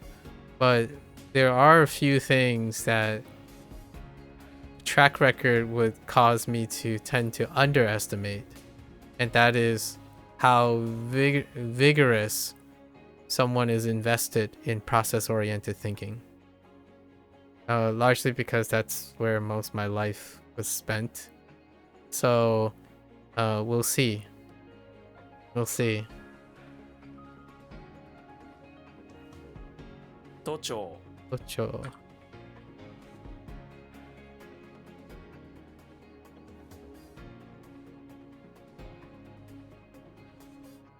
What the... What the heck? It's Metropolis Police? Oh, wait. City government building. Isn't that just like government? What? City. Ocho.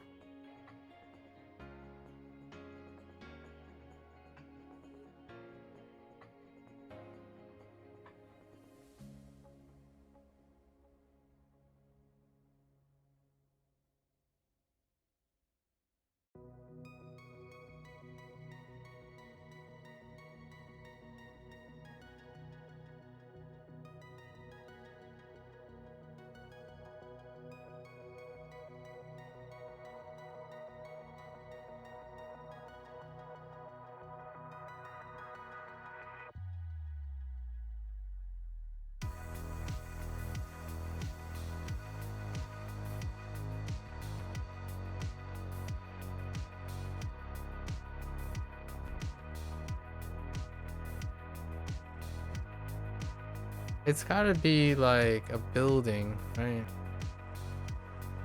Maybe we just combine it. Like Metropolis. How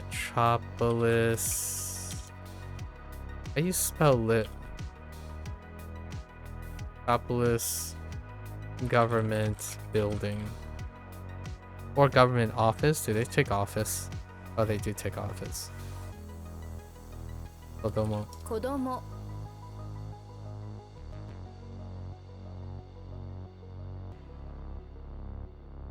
展示会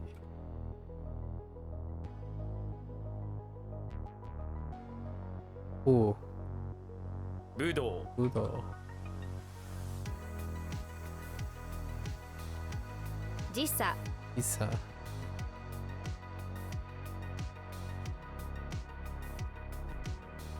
血管 Ekan. Ude. 腕 Tenkai. 展開 Tenkai development? Okay. Tenkei teki. 典型的 Typical.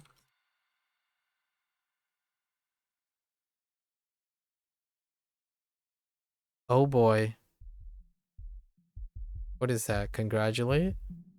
Or celebrate? Oiwau. 祝う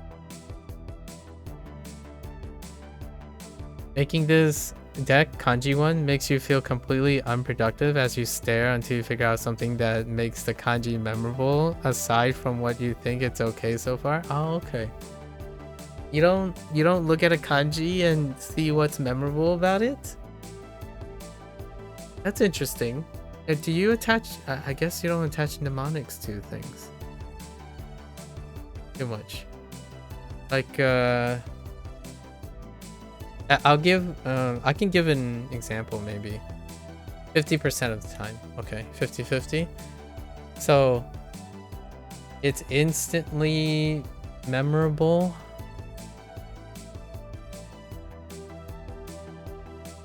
You mean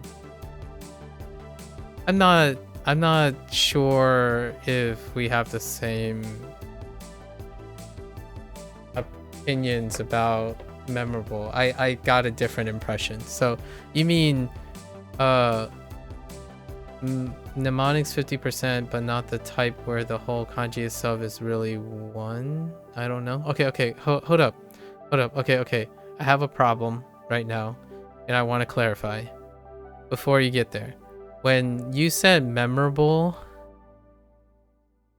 I thought you meant impressionable. So I was going to give an example of something that's impressionable, not something that you either remember or have forgotten. I kind of mistook what you were saying. You're talking about the act of recalling or not. Okay. Because when you're building a deck, you're trying to make it impressionable to an extent in which that it is memorable, right? So but since you're making the deck yourself, you're trying to enhance that. So if the deck is to help you and 50% of it is not unique to you in some way, okay, that's where we're getting to. Okay, we're getting to that. So 50% of the time you make nothing because that's unique to you. That's literally impressionable. So you don't make the one that you forgot. So your deck is going to be just the character and whatever you wanted the answer to be. You're done with that card. So now we're going to talk about the other 50%.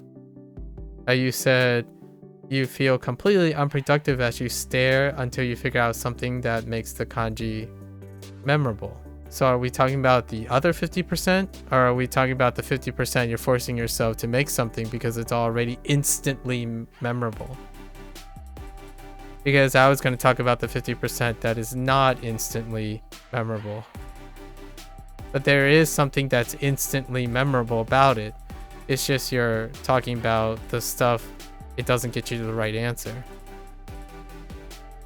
You think there's a misunderstanding there? I think there's a misunderstanding here too. So, let you flowchart this sort of? Okay. This is what I meant by doing a workflow and writing it down into a PDF. Because when you speak, in my opinion, with all due respect, you have a lack of communication skills. Or someone else. Like, because I can't understand you. So it's, more encouraged. So I'm not going to write any examples until you explain to me the misunderstanding, if I can understand it. 届く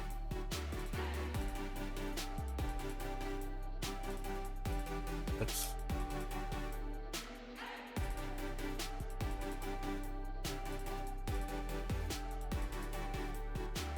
share.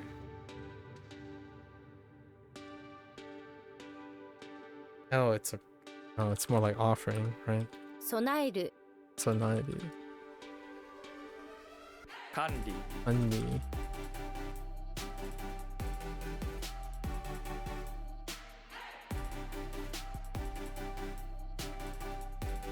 規律 比率 肩武士武士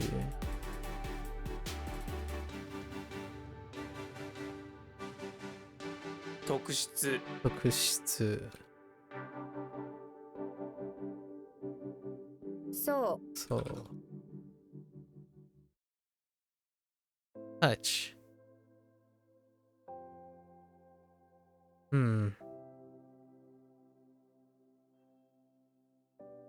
the touch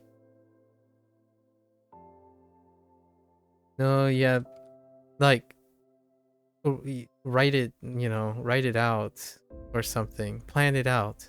I look forward to seeing the flowchart. I won't provide any more examples or something until I'm able to understand it. So right now, what you're telling me is you're staring at a card and you're feeling unproductive because you're trying to figure out something. But what makes something memorable is something you don't figure out because it's for yourself. And I was going to give an example of when you see this immediately, there are some thoughts in your head. What are they? Those are your impressions. And can you build anything from those impressions?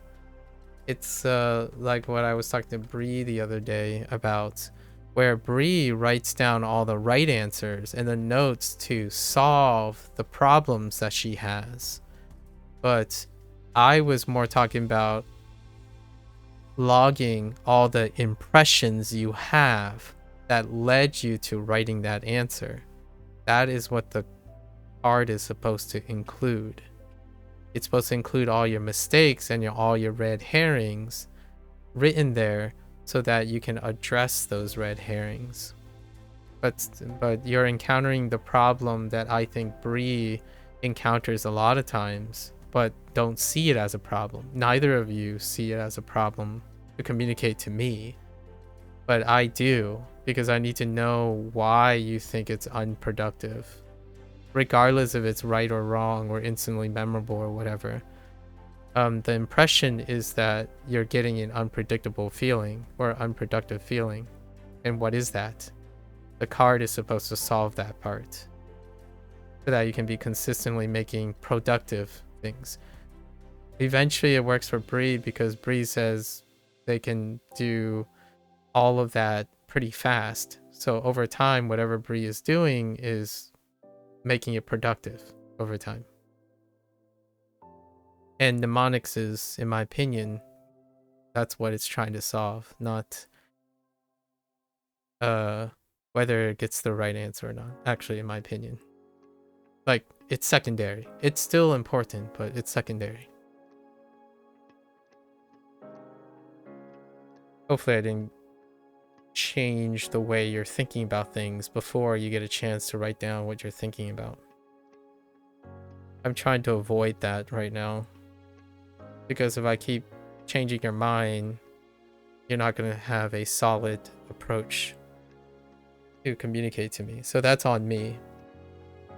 Right. That's also a problem that I tend to have. I move a little too quickly. What is to touch something? Sawaru. 触る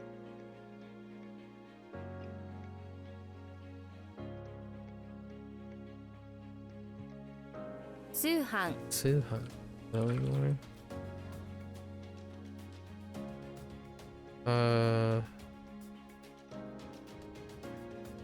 Asakaku?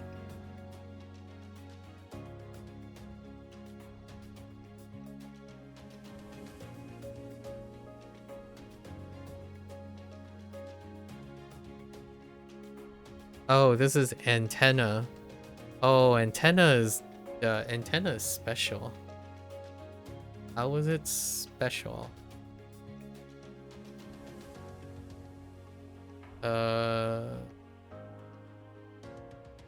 Shoot.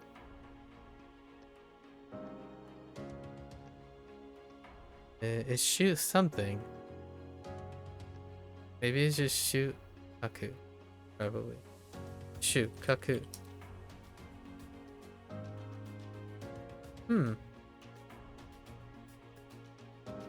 Maybe it's shiku? Interesting. Oh, no, wait.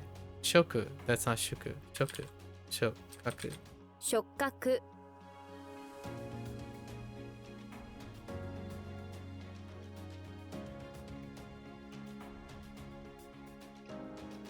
What? Oops. 診察 Insatsu. Patesuru. Patesuru? Wait. Tensuru. 発展する Tensuru ね。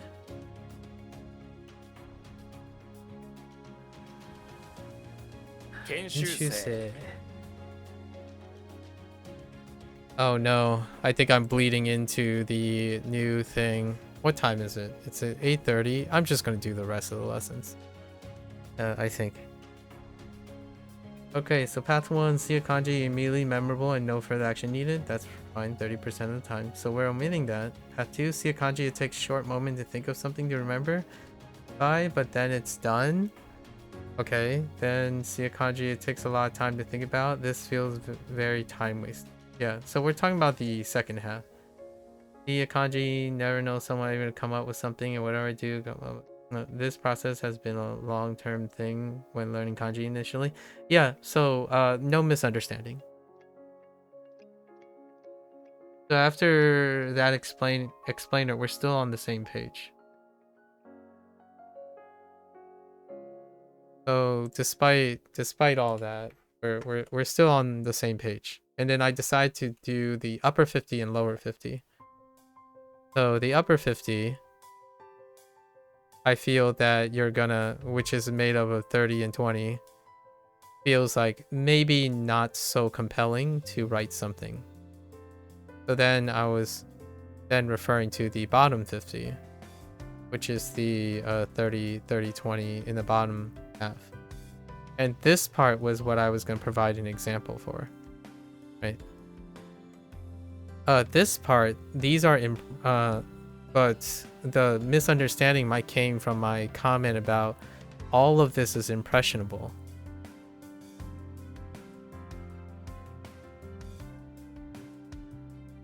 The question is, what are you looking for?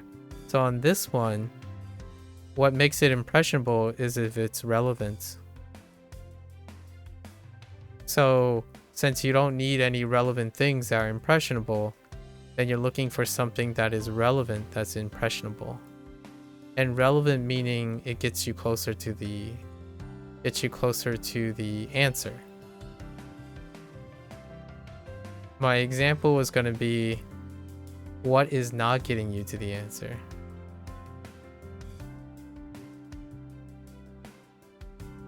So, for example, I don't know, if I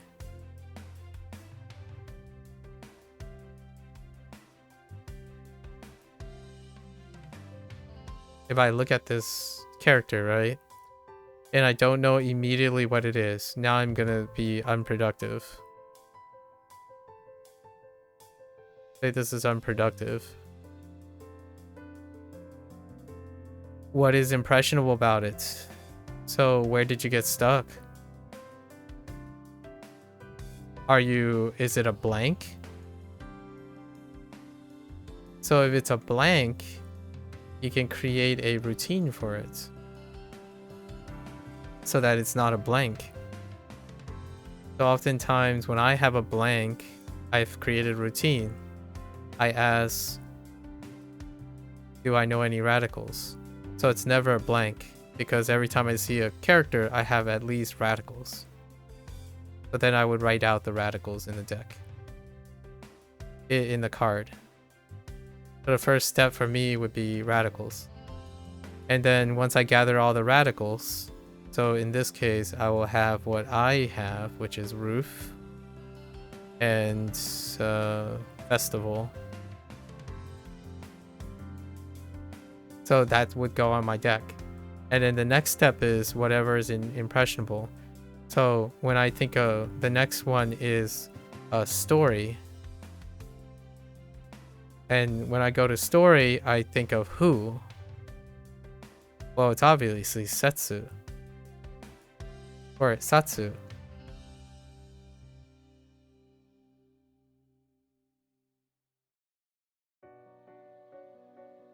Her name is Satsuki.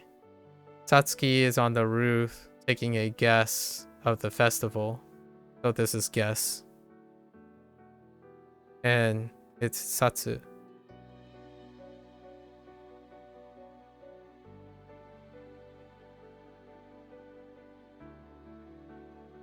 So I still got stuck, by the way. I did get stuck. I actually wrote the character before I actually knew what the character was. But this is my way of getting out when I'm stuck. I didn't say I was gonna write Setsu. I thought it would be fun to write a roof. I remember a mnemonic that dealt with the roof and festival, so I wrote that out before I knew what the read was. And what the meaning was. I simply imagined a character with a mnemonic that I had, and then I can figure out all the other information because it's immediately impressionable, despite having a blank. WaniKani and Hanzuhiro seeks to do this, where when you look at a character and you draw a blank, you have practiced a routine that when you have absolutely nothing, you're not sitting there doing nothing. You're not doing nothing. You always have something to impress. So the first thing is, what's the radical? It's a person. Alright, what do you know about a person? Well, a person looks like this. Well, this matches this, so it must be a person. What's the read of the person? You draw a blank. Like, what else can you know about a person? A person is attached to he, or heat, and to, or toe. So when a person's toe is heated, you have hito. So this is hito.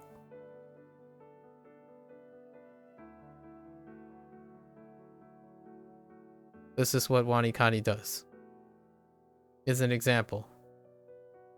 So whether you draw a blank, you rely on something that you already practiced. And despite not having any of these things related to the actual word or the actual thing, it's no longer one thing, it's all of these things. And all of these things is a waste if it doesn't get you to the answer, is what I feel most people looking at a deck or looking at a card trying to create something. It's a waste because you don't see the connection between connecting things that you know already to things that you don't know yet. And one way I go about it is, if I look at a character, let's stick a character up here. I'm buying some time because I have 30 minutes before all the reviews come around. So I look at this character, right? I look at one of these characters. Let's take this one. I'm like, I have no idea what that is. Blank. Yikes. So this belongs in my 20%. I'm like, okay, well, let's go over our radicals. That's a hat. I have a hat, some hair, and say. Well, I remember something about, so now I have a blank, right? So I remember a hat because someone has to wear a hat. What kind of person has to wear a hat? Maybe someone who has hair. What are they saying about? And what about are they saying? Well, this person's obviously a doctor who's talking about a disease. So this is diagnose. And what are they talking about? What type of disease? Shin. This must be Shin.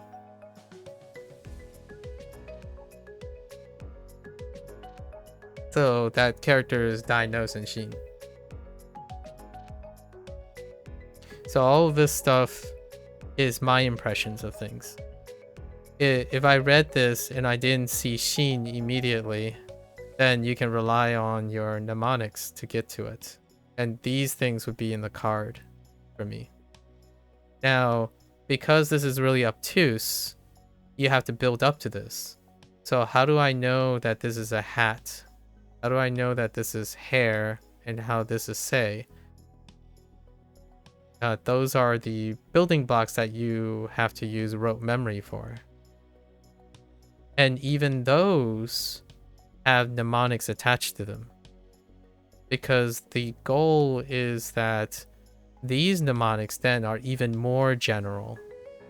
And you hope that the people using your card can use the general mnemonics to remember the radicals in order to then use this mnemonic to remember this. And what you hope is that you remember less than remembering this as one thing. Because remembering one thing at a time is harder than remembering hat 40 times. Or remembering hair like 100 times.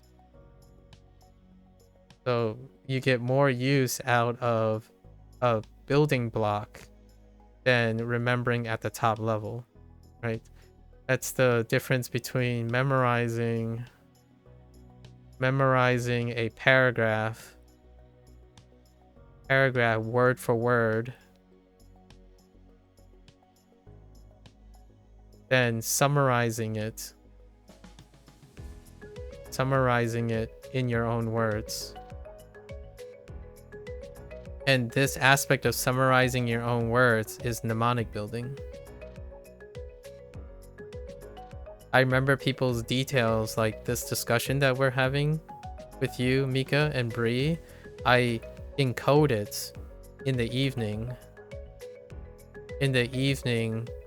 by focusing on the points that are important to me, and I encode them as mnemonics. And it might not seem like mnemonics. It's more like it sounds more like filtering. Filtering is for people who remember the exact detail in its exact way, in its exact occurrence. And that's very important. I try to do that. However, in case I forget, I try to describe the exact details in my own words. And then I tie my own words to words I've used before. And therefore, then I remember Bree, like the comments and conversations I have with Bree and you, Mika, over time, because I tried to encode all the things that happened, but they are tied to things I already know. So whenever Bree said, just make sure to have some time if I'm interested in the process, this is assuming that I think like other people. As in, think like other people, as in, I need to think exactly like you in order to understand you. And my thought about that is, it's worth a try, but generally, we probably have a lot of overlapping things. Because I think about how people think, not what they're using the thinking for. I think that's one way to go about it. The only reason, one of the big reasons I'm sharing this is I think if the making of the deck becomes too unproductive, can you dump a few messages of the issue, or would a summary be a better fit? No, go for it. You choose your poison. If you dump a few message of explanations of the issue, I would have more to say about it. If you give me a summary, I would have more questions about it. I guess it's up to you if you want questions as feedback or a commentary as feedback. You'll get commentary if you're using explanation. If you summarize, you'll get more questions most of the time. Let's see, we're at 8:37. Let's go over, I think this is then our new group stuff, right? Heck, that's not Shimeru. Susumeru. 進める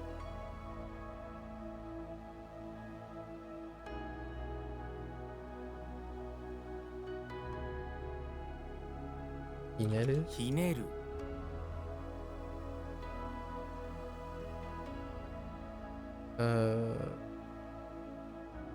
省略省略。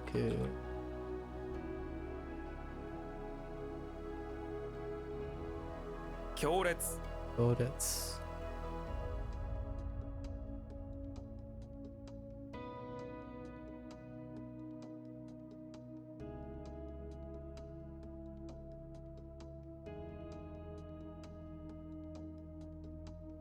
大略大略。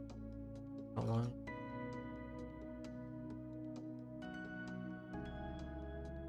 い。一人娘。一人娘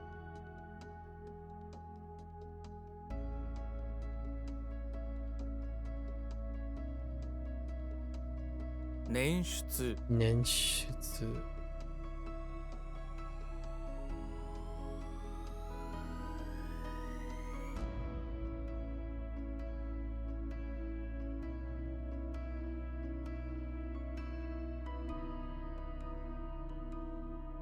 Heck.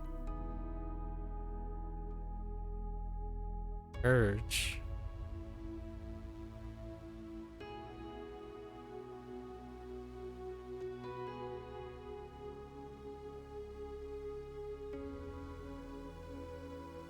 Huh. So what do we have? Like Soku? Oh, this is Unagasu. 促す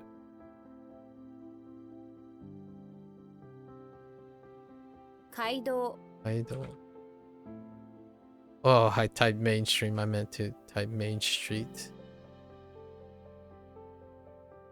To draw near. 夜 Yoru. 全開 Benkai.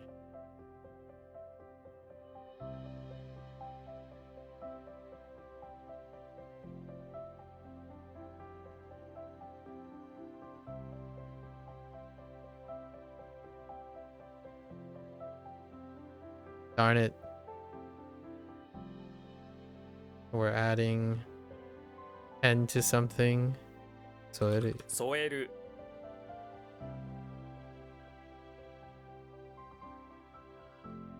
宗教 Chukyo. 熱烈。熱烈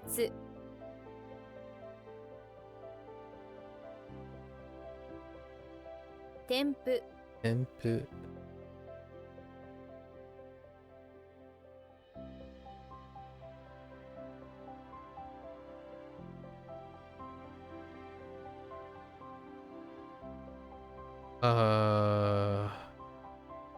宴。宴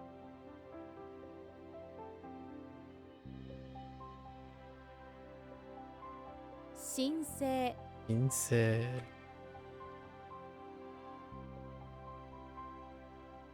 I didn't mean for you to take it like you were expecting you to think like me. You were more so offering as your you've expressed an interest in your process. You've already shared your notes with you, so I was just thinking maybe you'd be interested in seeing another aspect how you're going about included the time. Yeah, I said most of that when you were gone. Yeah, when you said you had to walk away a bit, all of that was before then. But what I'm saying is, when you say to make sure you have your time, make sure you have time, that's what I'm talking about. Thinking like you of what time is like, not your process. I don't have to think about your process. I'm talking about like the only way you would say make sure I have time is assuming that we have the same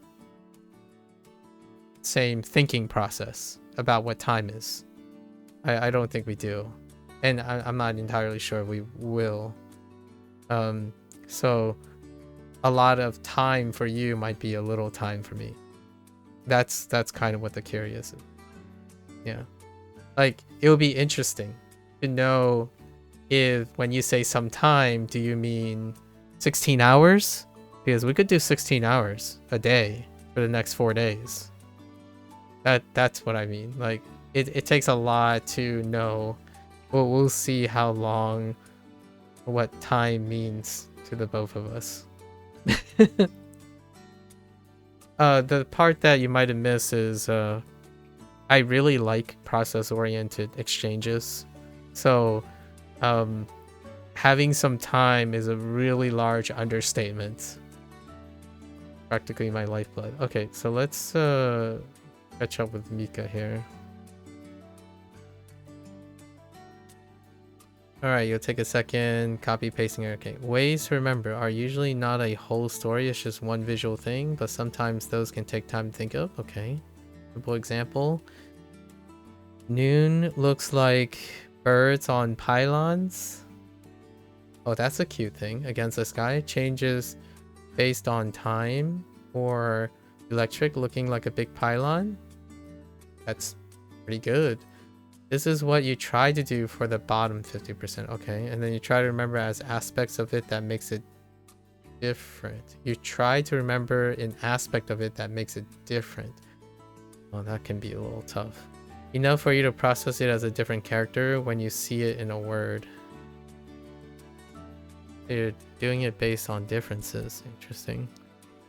Then you use the meaning knowledge to help indicate what the word will mean when memorizing the word and learn the pronunciation per word, but see common kanji pronunciation during this time frame. Okay. The phrase you struggle with sometimes is this initially coming up with the idea like pylon for electric. The phase you struggle with is sometimes is initially come up with the idea like pylon for electric. Oh. That's everything. What would be helpful in another perspective or idea to come up with? So right now you're doing on exceptions. Right? So you're doing a top-down approach. And another perspective is mnemonics can be bottom up. You don't learn pronunciation when initially deciding a way to remember the meaning. That's done when words are learned. That's fair. So this will be either. So top down means that you're looking for exceptions. So that means with every new character, if you're writing a deck, right, we'll have a new concept that will be used infrequently.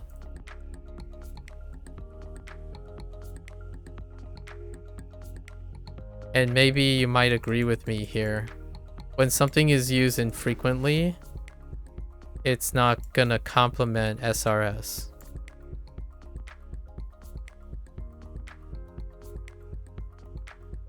And sometimes it doesn't complement mnemonics.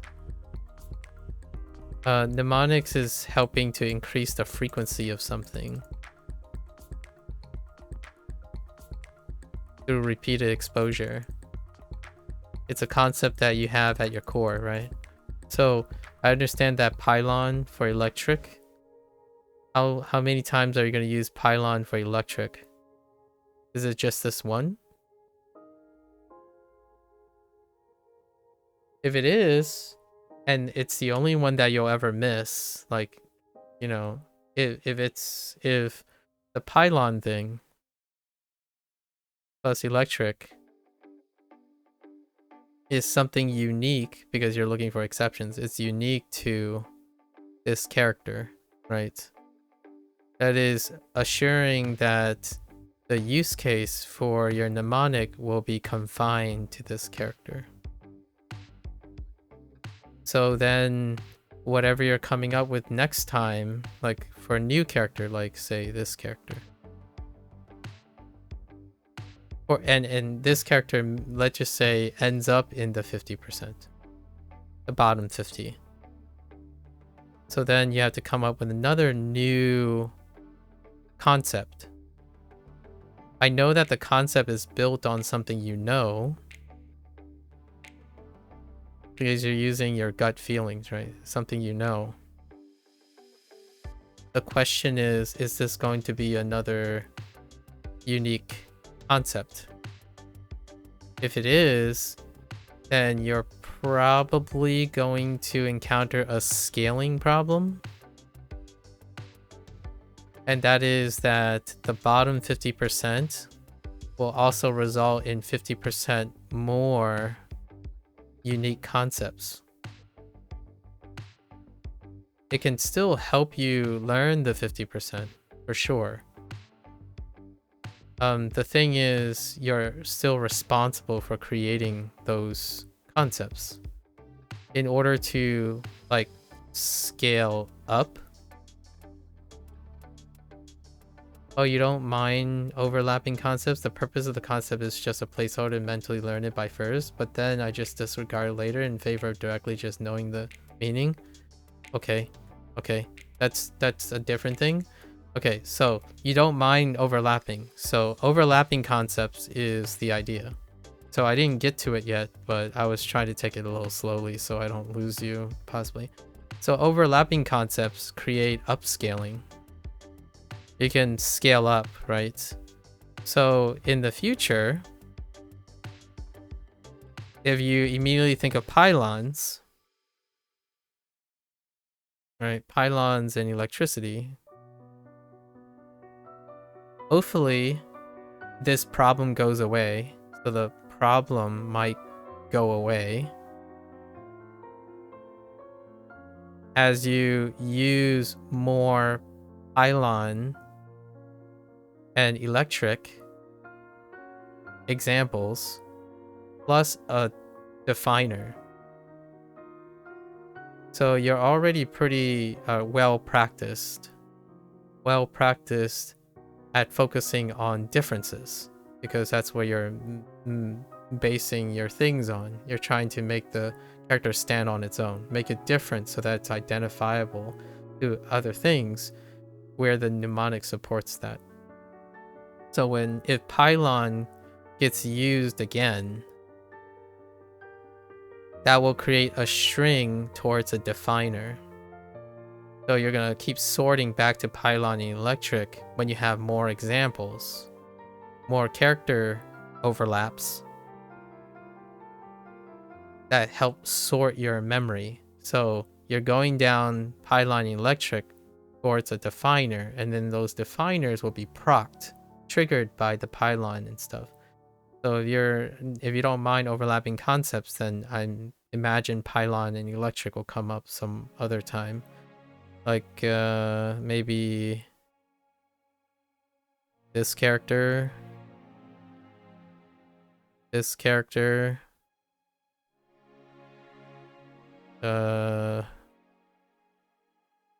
unless these are instantly memorable. If they're instantly memorable, then you could take pylon and electric and apply to these things, and then these things become associated with this.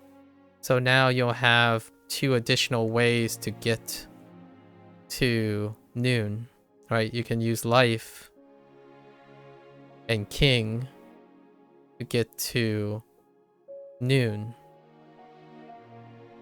That can solve itself if you don't mind overlapping concepts, unless you're gonna imagine these as separate things. If you are, then that's still rote memory. You're still remembering raw 3 separate things. And then when you say you disregard it later in favor of just knowing,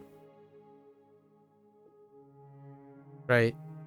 In favor of just knowing, this is assuming that when you start favoring this, you are continuing to use this.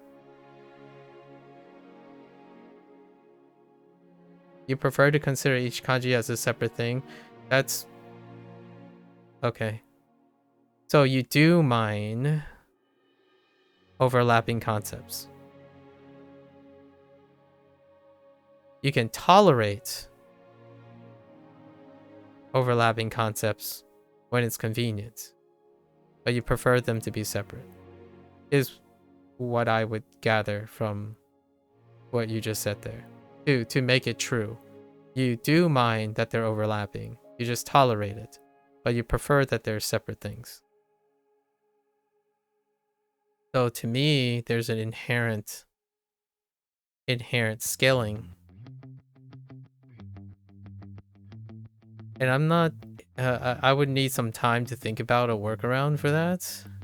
But to me, one of the notable problems, if you find that retrieval is a problem, is it has poor scaling. Your system is built on exceptions.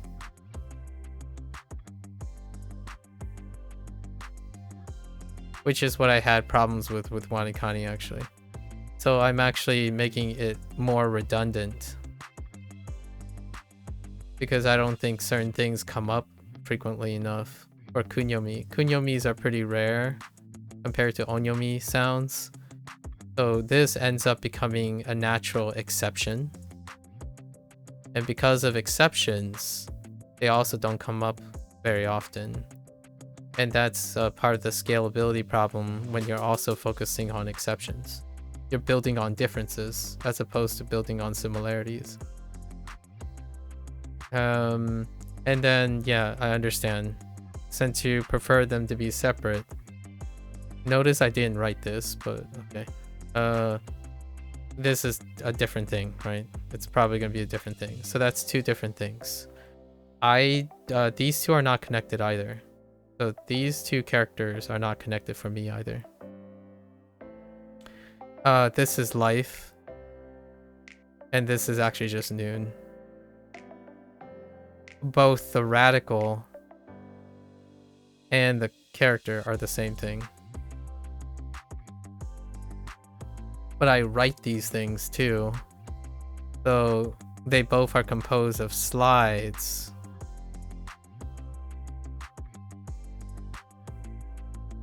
And this can be interpreted as a separate thing. It could be a syringe or dry. And this part here, this part could have an additional like alien. But these are all cosmetic stuff. So the idea is, if you want to boost inherent scaling, your tethers have to come up sufficiently to trigger your memory, right? So if you're constantly thinking about everything is different, then you have to make space for everything that's different. And you're relying on what you said earlier. You hope to disregard them in favor of just knowing. So the hope is that the poor scalability I'm not going to use poor. I'm going to say deficient. The deficient scalability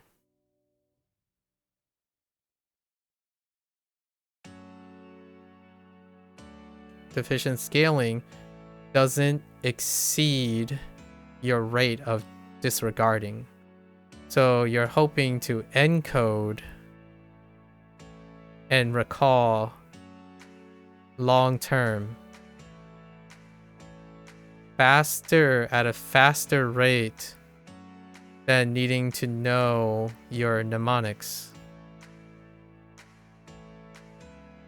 And one way to do that pragmatically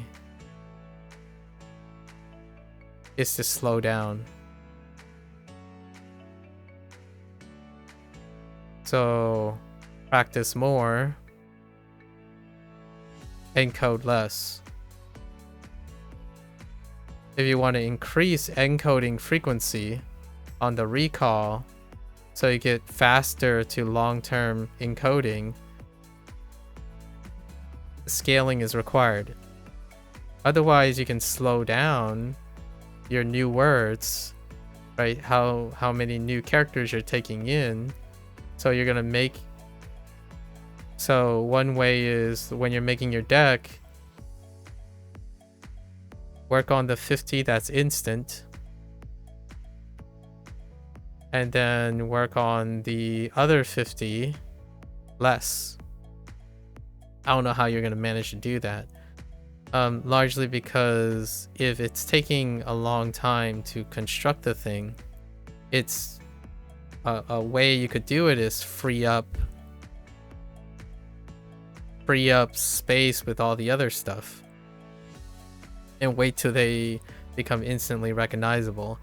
This is getting a little complicated because I don't think in this way, so it would take me some time to process how I would go about giving an example of this. I don't usually do it this way. When like 50-50 already, I usually start at 90 to 80, or the other way around. So 80 to 90, and 80 being the lowest possible and 90 being average. It usually go up to like 95, and then the other 5 to 20% I actively overlap. I create a system. I can't spell active. I actively overlap a system. And that's where the mnemonics come from. So I create a system that overlaps all of these. So then I'd be practicing the same routine, leading to a 1% difference. So like the vast majority of the mnemonic is practicing something that is familiar. And then it's the 1%, just enough to know what the differences are. And then I move on. And eventually some of this 5 to 20% ends up here as I have more new things coming in. And that's what SRS is supposed to do. So you're going to have to imagine it. So making the deck is a lot different, obviously. Like making the cards is a lot different than using the deck. Oh, it's not so much concerned about overlap, but more so it can take time to see something in the character that looks like a related concept. I don't know if that makes sense. You want to reduce the upper limit.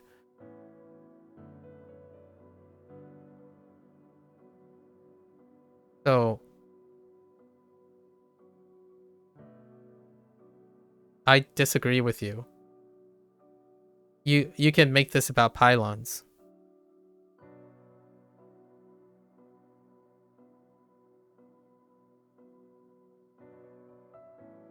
So it's not necessarily what I guess I'm giving the wrong, I'm giving a not quite the, I understand what's what you're struggling with. I'm giving you an example of how you can make it more or reduce the upper limits or reduce the concept time.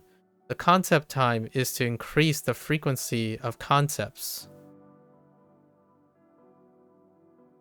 So that's where you build it upon. So like, for example, if you have a bedrock foundation and then you build your thing on top, this is always a starting point. So what happens is you continue to become more elaborate as you're building a concept, an entire concept. What you're doing is you're building a foundation and forgetting it. And then the next thing, you build a new foundation and you're forgetting it. And you're building a new foundation and you're forgetting it. It takes less time to build a foundation, build something on top of it, add something more, add something more, add something more, and add something more, because your foundation, the foundation is what's supporting all your ideas. Oh, so you're suggesting using pylon actually becomes something instead of each time not making the next similar visual thing a pylon? Sort of, whatever works for you. Like, you're looking for something that you can do each time so that you can tack onto it. Like, for example, I'll give you what I'm doing right now. So for me, I really dislike how... So this is what WaniKani does, by the way. What you're describing is how WaniKani does their mnemonics. So, here, let me give you an example. Actually, let me read this. So, their meaning, right?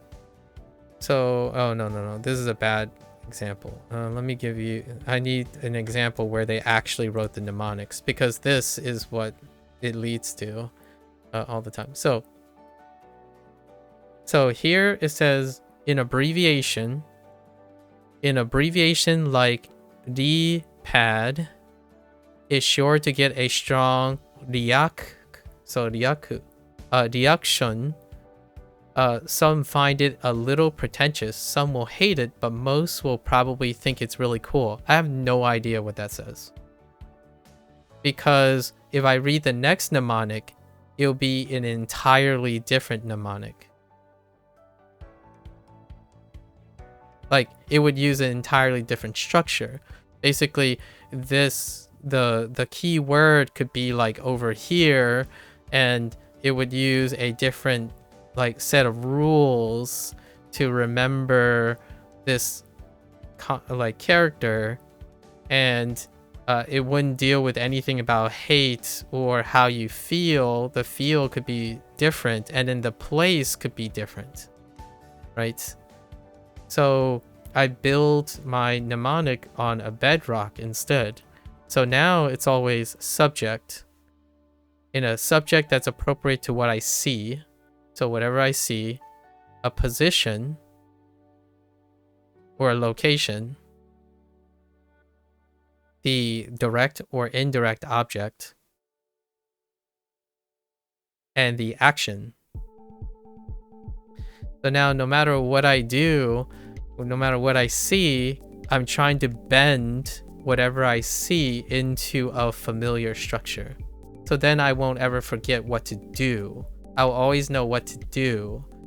I still might not get the answer, but the idea is I wouldn't be stuck doing nothing. I would be doing something, and hoping doing something triggers it. So my mnemonic is that the boomer, since I don't know what the boomer is, right? Like, so I constructed my mnemonic because a reaction reminds me of a Gen Z thing, like a React video. An abbreviation is a short reaction, right? And then in the character, we have a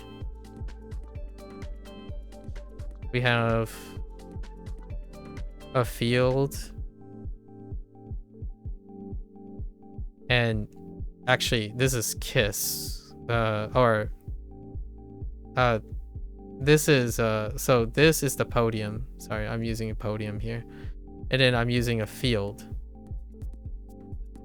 So no matter what, I already know these radicals. This is like kana, right? If you know kana, it's already there. So you have to assume, I'm assuming right now at my place, which you are also assuming, you know your kana, maybe you know all your radicals too. So I always, 99.9% of the time, will know this is field and this is podium, right? So in my mnemonics, I always use that as a starting point. I use the most familiar things that I built on that stay the same no matter what. This will always be field. This will always be podium. I've already invested all my time in knowing that they are always going to be that. So I build the mnemonic over them, around them. So I don't see a subject. I ask myself, who's doing something? This character doesn't say anything about a subject. So I could start with someone, right? If I know the meaning already, which I can know the meaning without knowing the reading, which this is a reaction, or not a reaction, it's abbreviation. So any of these things will allow me to get to the mnemonic. You don't know what would be helpful to go out of your way to, instead of waiting for them to randomly appear as kanji. Hear me out. Hear me out, Mika. A long time ago, like, the radicals are kind of neat, is that a long time ago, like, you know, people spent time associating a consistency with the radicals, like a consistent use for the radicals. So quite a lot of people spend time with the radicals because someone already did the work. They already know that if you use field, when you think of a mnemonic, a lot of times it will probably deal with the field, or like this deals with water a lot of time. So it's a shortcut. To me though, if you want to call this a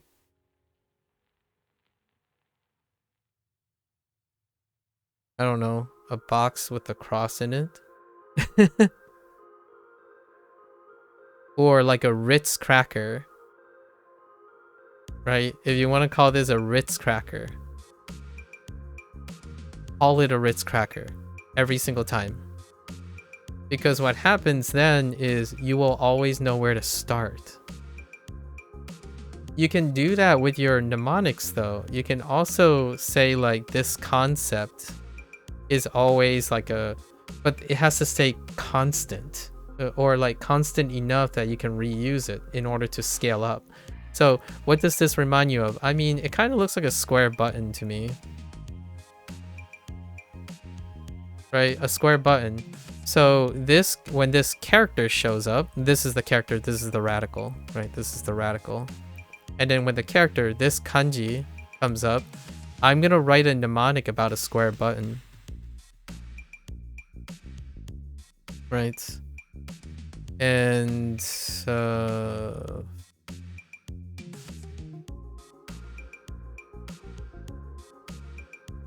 I'm trying to think of a convenient, I don't know, if you add this, like say if you saw this, this is not a character that I remember, but if you saw this, it's gonna have something to do with the square button, but now it's gonna have something else with it. What do you think this looks like? And you can make up whatever you want.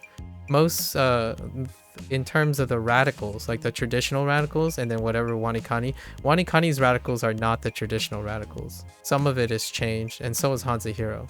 But the thing is to keep the concept consistent. What does this look like? To me, honestly, it kind of just looks like an antenna. So you could call this antenna forever. So every time you create a mnemonic, when antenna shows up, it's gonna be an antenna. So what's another antenna thing? Maybe like something like this. So now the mnemonic for this has something to do with an antenna. So now the radicals, no matter how often they come up, you'll always have a place in which you're going to write a story about. You never draw a blank. It's not going to happen because this comes up a lot. Or like when you start with this, it's mouth. It could be the character mouth if you want it.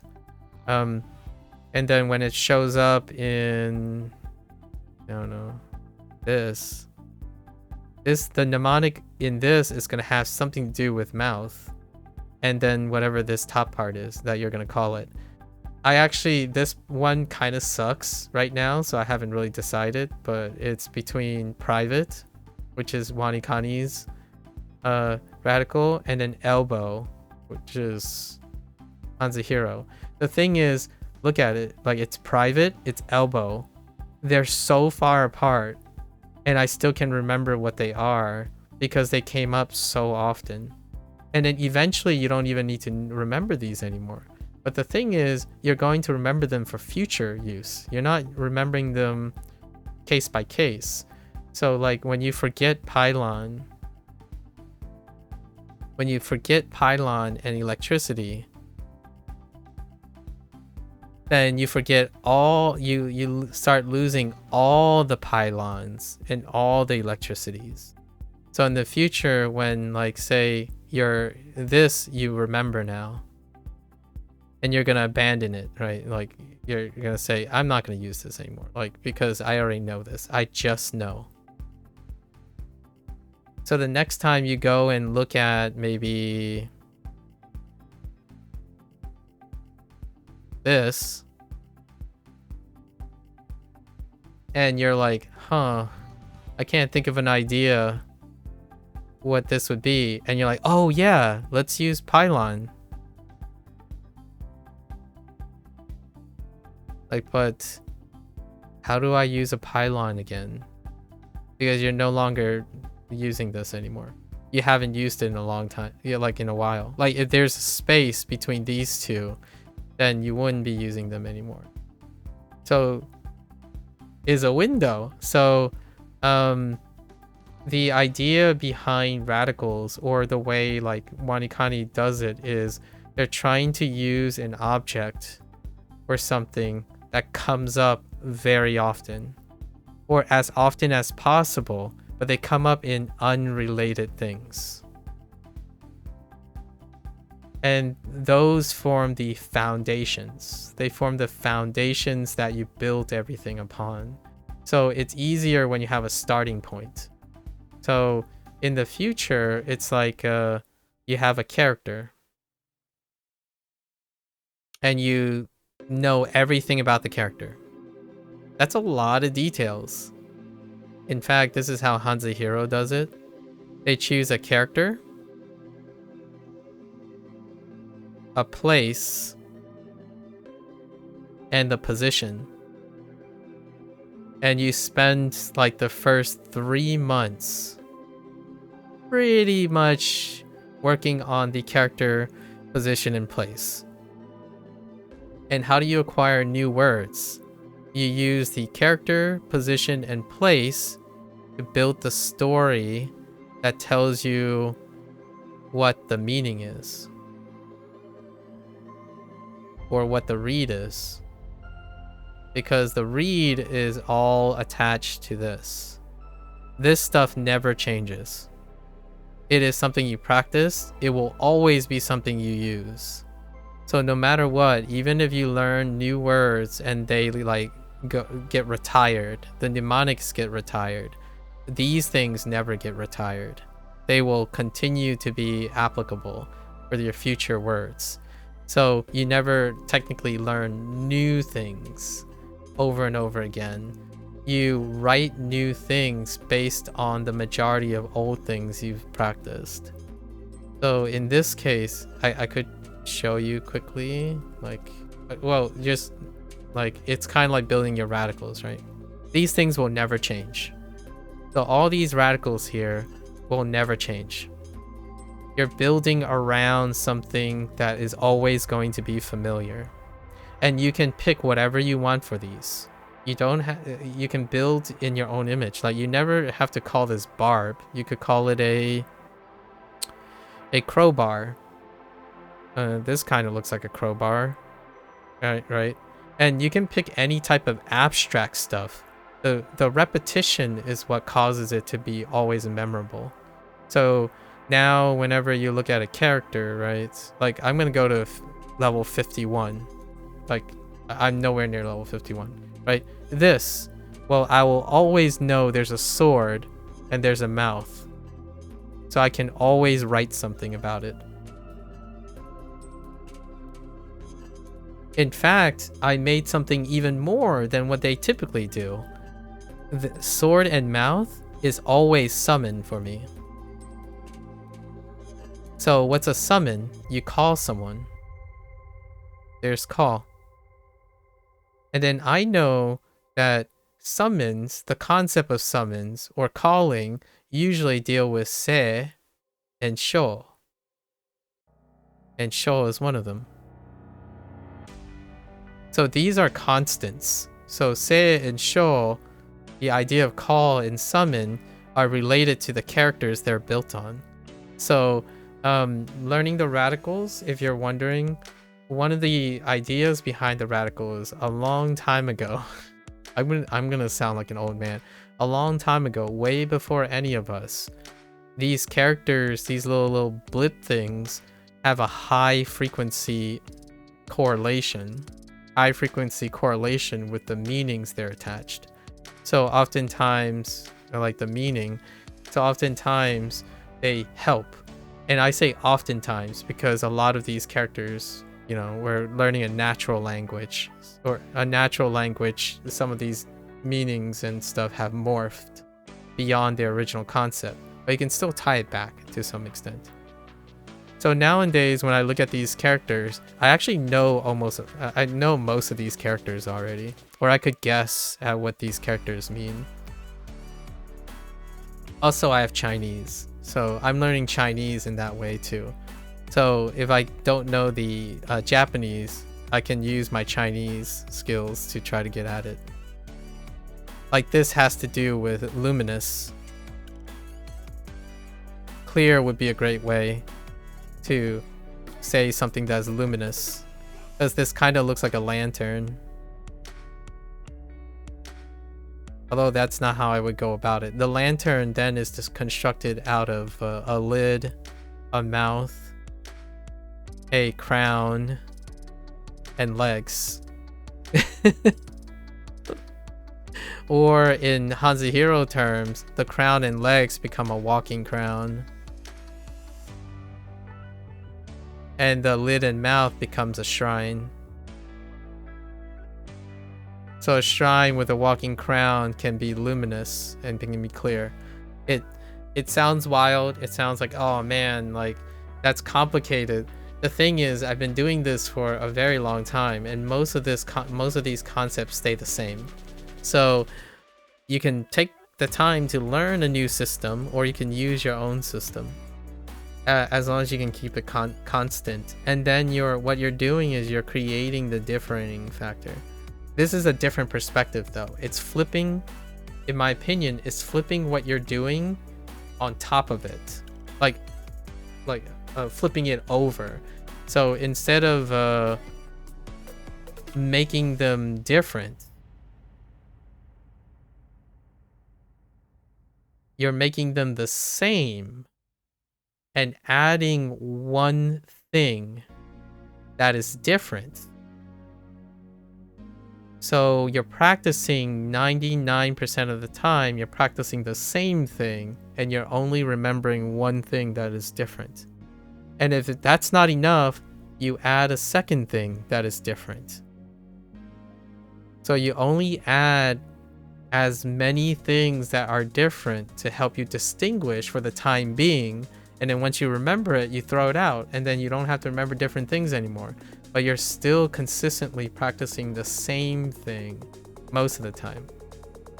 The way what you're describing, how you're making your cards right now in Anki, is that you're creating a different thing,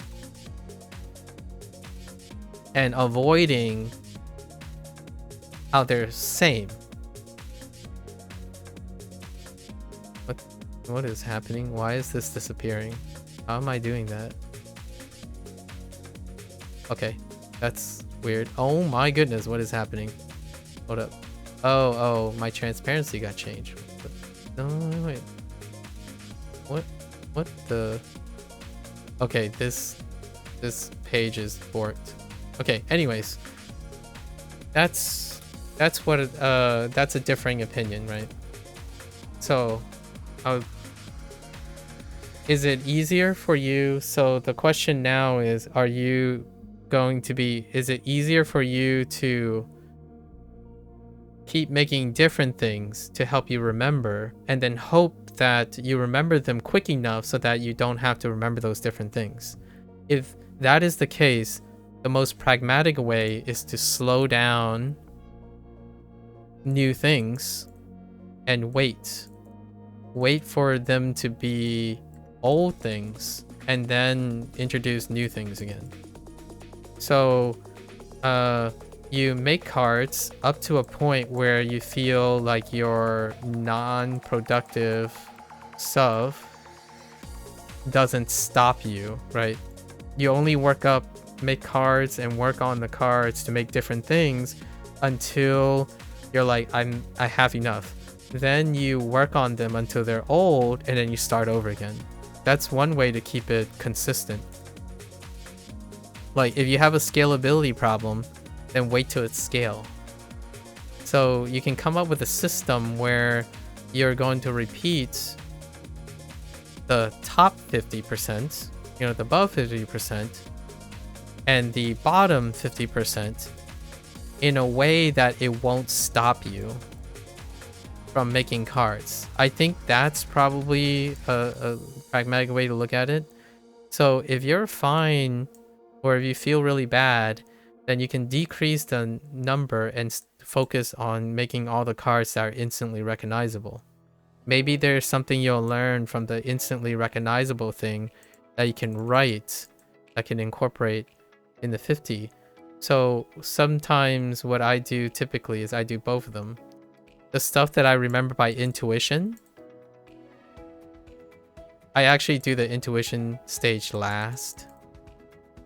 But like this, I would know by intuition, right? And then I would write down, well, if it's not by intuition, how would I go about it? So like, you already remembered this, right? Instantly, you know what it is. Now ask yourself, how can you explain this to someone else? Like, what is it that made it instantly recognizable? If you can take that and you repeat it enough times, you can try to take that intuition that you built here and describe it for your bottom half. And that's what I typically do. I take a good thing and I teach it to an invisible person. This is where my dialogue comes in, right? My communication skills and whatnot are based on this. And then, oh, and good morning, Churn. Good morning. And the bottom one, I work on a unifying system. So now for the bottom ones, the things I forget, I need to increase the consistency and frequency. So now I'm doing both. So you're doing both at the same time. To me, this is what you do best, Mika.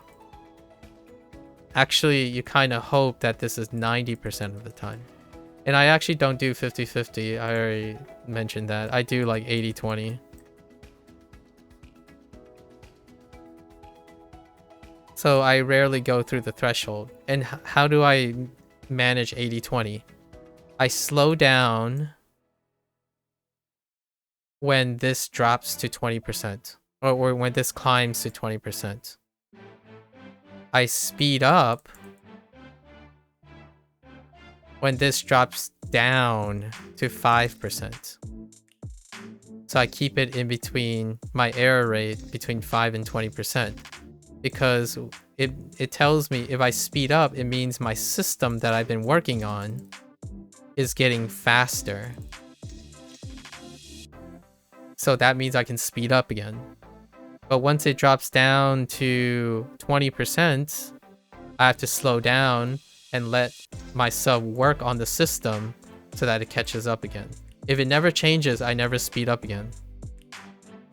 So if you're already at 50-50 and you're thinking, I'm okay with this. I don't mind getting every other wrong or stopping on every other thing. It's okay. I can keep going. And that's fine. You can keep going. You're gonna learn the 50, and then the 50 you're working on is gonna become the 50 at some point, as long as you keep working on it, right? For me, that's uncomfortable. So I typically work at a speed in which I have 80% accuracy. At least 80%. And in WaniKani, I actually have a 99.9% accuracy. Because I sit there. I don't like... I sit there until I get the right answer. I go through everything I can possibly do because it's very difficult for me to draw a blank screen. So I do it. And then what I do with all that time is there's a lot of data to collect. So where did I go? What order did I do? How many ways did I try to think about it? I usually think about it around 16. I said this before. There's about 16 routines that I have now. And one of the routine is to move the things I'm stuck on to the end. There's a later. I know it's off screen. It's kind of cut. But I move all the things that I need to work on in my review to the end. And then I get into like work-in mode. I kind of wrote about all of this already, so I'm trying to be a little bit summary thing. Radicals are where a lot of people start because it has historical. It's I don't know. What do you call it? Etymological, or there's an origin to all the radicals. So investment in radicals is like an investment in kana. They have a lot of uses, and it can be helpful. Technically, that's what WaniKani teaches. So I was being very general. When I mentioned mnemonics earlier, when you asked me like would I personally recommend WaniKani, I said it offers its mnemonics. This is what it's built on, but I didn't go into the specifics. I was being a little reductive. So what does their mnemonic construction involve? You need to learn radicals. That's their foundation. And each radical has a near rhyme.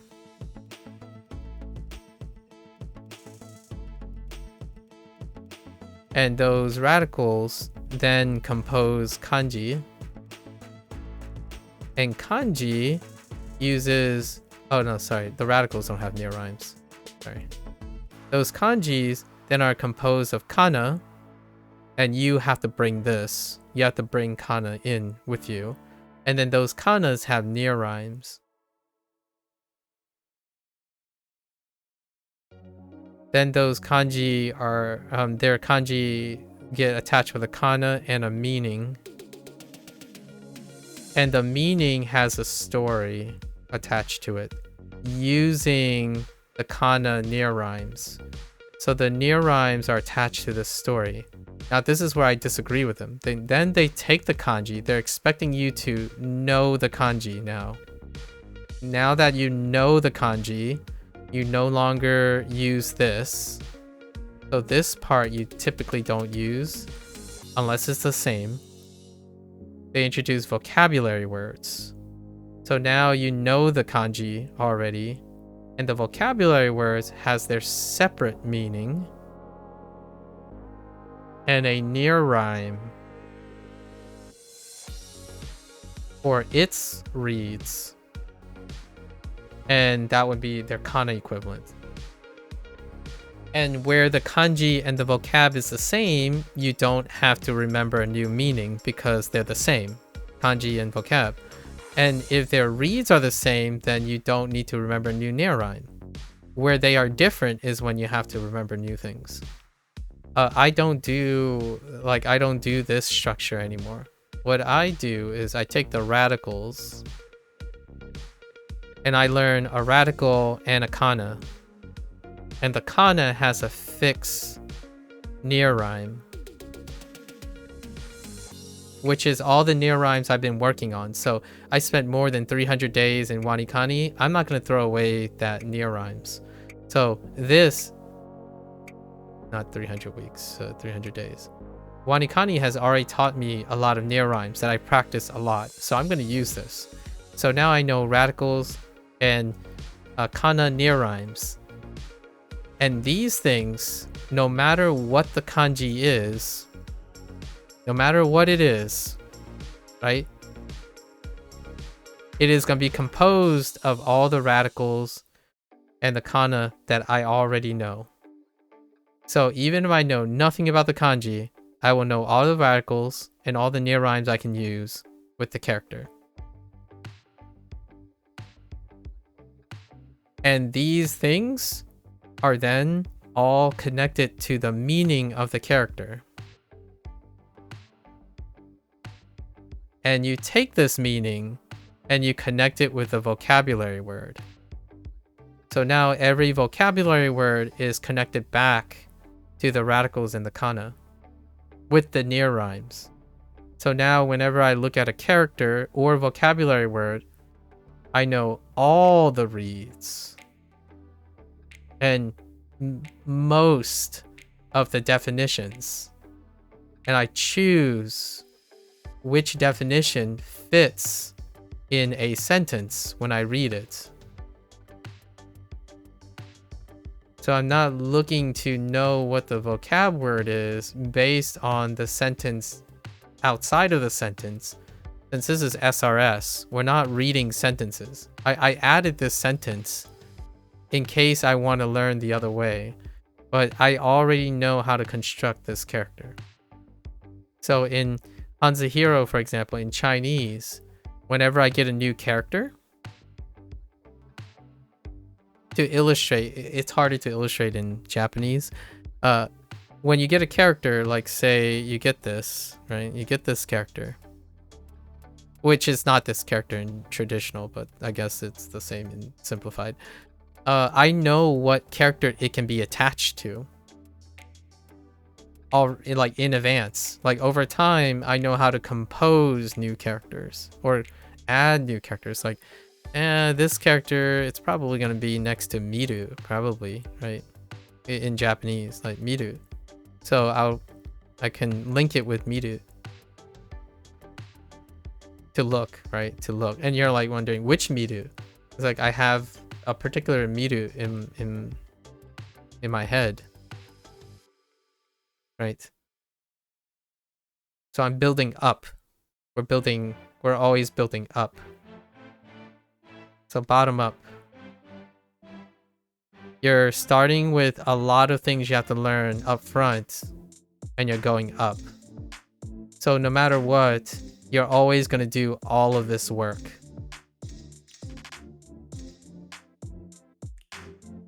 And that could be a waste of time for people who think the other direction, top down. Because you only want to work as hard as you need to. So the question is, how fast does your stuff matriculate? When you're only remembering the top, then most of the stuff don't get reinforced. It gets reinforced elsewhere. So I would say stories, you know, vlogs maybe could be a thing at the higher level, right? You're learning at a higher emergent level. Mnemonics are built on things you already know. So if most of the mnemonics that you are using are case by case, then you're actually learning new things. You're constantly learning new things and then discarding them, and learning new things and discarding them. The new mnemonics that I build, 90% of it's not new. It's something I've already built. And the only thing that changes is the thing that differentiates it. That solves some of the scalability problems. Again, in practice, the way you can make it work is to slow down. So you can focus on all the cards that you only go through all the characters and prioritize all the characters that are instantly memorable, and like add the details that you find that causes you to be instantly memorable. And that can help you figure out and normalize how to make the other characters that are not instantly memorable based on your own preference. You're taking what already works, or trying to characterize what already works and apply it to something that doesn't work. If you're worried that you're taking, like, it's someone else's idea. If it's your idea, you have 50% of the pool that works already. You can spend some time figuring out why they work, or how they work, maybe even when they worked. Like, what did you do to remember these 50%? What makes these 50% different? And then you can apply it to the other 50%. That's one way to look for inspiration, of which I don't need to know the answer, because I can't give you the answer. You're working with yourself, right? The stuff you're making is based on yourself, not me or other people. If you wanted me or other people, you can use something like WaniKani and see how they construct mnemonics, and then maybe incorporate it into the 50% you don't know. And if it works, so there's less you forget, you can then practice that and add it to your workflow, right? And that's what I do. This is what I do every day. I use someone else's information and then see if it complements my strategies, and then I keep the strategy. If it doesn't, I need to know why it doesn't and how it doesn't, and then create a new strategy for that. And then it would be part of my workflow. So my workflow is very complicated, much like Bree's very complicated. You used to spend at least 8 hours a day, but you've cut back as your health issue have increased. I find that relatable.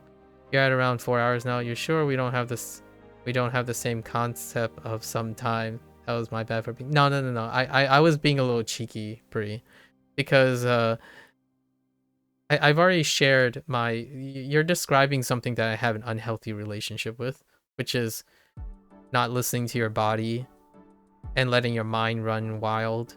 So oftentimes, if two people who have a lack of discipline to let their minds run, I can only imagine how funny it will be if we don't get any sleep for like 2 or 3 days.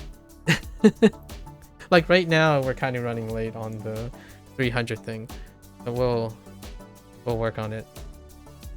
Hopefully that produces some inspirations, Mika. I think if you're looking for inspiration to help what works, I think you can start by slowing down and looking at what works already that you have, and maybe there's something there.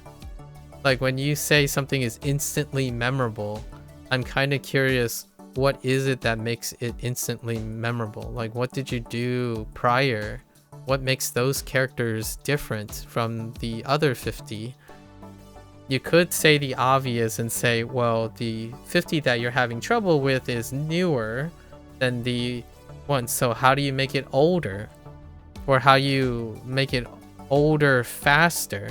So what are the properties that make the radicals that you know instantly memorable? There should be some element of time or repetition or exposure, something to tell you that, oh yeah, this is what my kanji needs for me to remember things. And then that's what those decks are for, right? That's what I feel why people make decks. They are trying to write down the things that make everything memorable. That also means that the things you have memorized now should also provide an explainer to why those things are memorable. Now, I do have one disclaimer. You say you just want to remember things and then forget and disregard in favor of just remembering things. That is what happens when someone learns something and discards the process in which they learned it.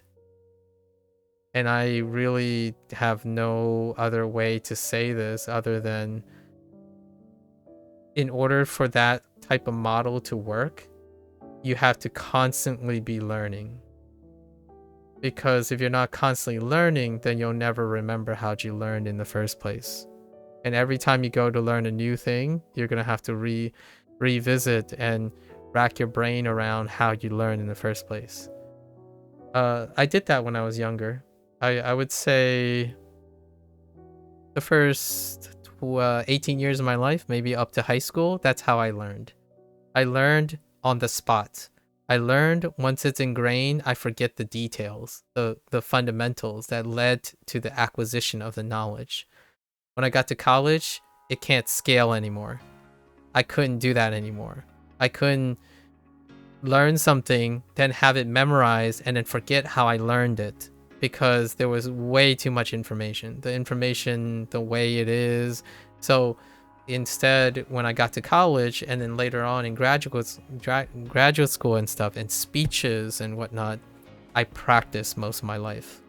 I spend time practicing. So I invest in processes, systems. They are called mnemonic systems, is what I would call them, because those systems don't go away.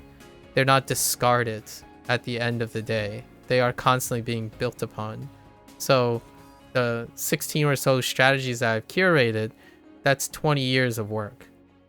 I'll never discard. I'll never discard those 20 years of work. It is the foundation and the bedrock of my learning abilities. If you're learning and building systems for a use case, it's like buying a kitchen, in my opinion. It's like buying a kitchen gadget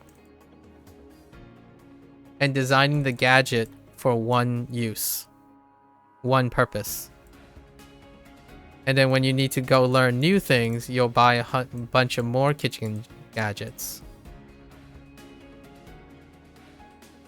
Right? For me, I would buy a knife. Because a knife can do a lot of things. Right? So a pylon can too. A figurative pylon can do a lot of things. And my focus is, how do I get the most bang for my gadgets? So I learn to make things work, as opposed to aving and painting ideal things for case to case. If someone says they have an automatic chopper, right? Chopper for, I don't know, for veggies. And then they have an onion peeler. And then they have a chicken shredder.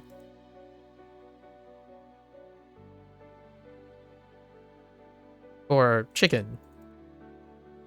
If you're encountering a scalability problem, this is a scalability problem.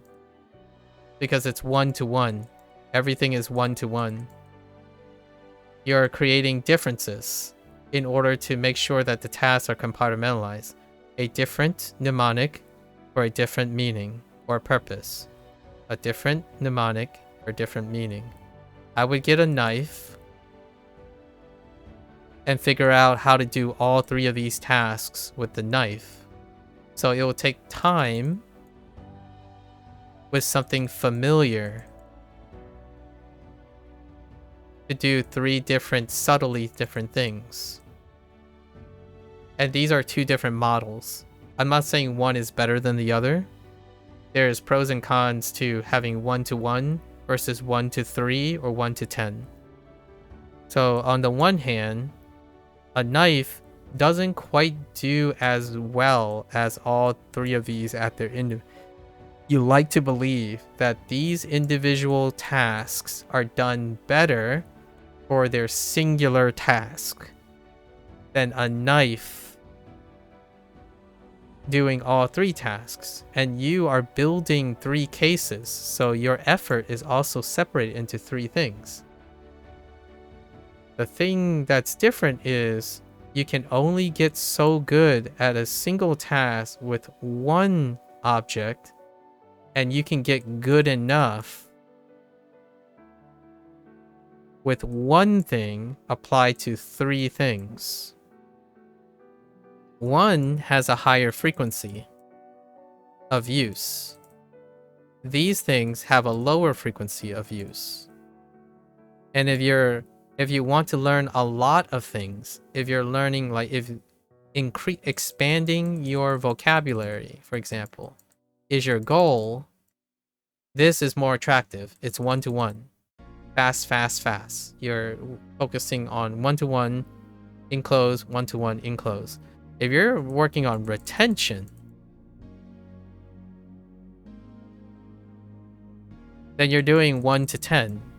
Because the thing you retain is the thing that you most frequently do. So you can try to balance the two somehow. The thing maybe for the one-to-one are the super hard things, like the really truly exceptions. And I do this. I tier my difficulty, or tier the frequency. The super low frequency ones, I create a special mnemonic to help me remember, because that will stick out. It will be the thing that sticks out no matter what. It's the singular thing.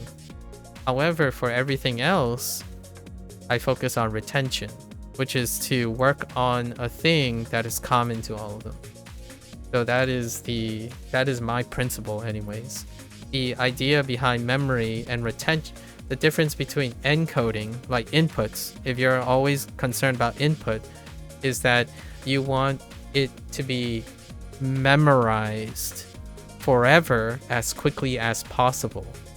So you do the one thing you do, you focus on that. Everything is retained into that. And it will work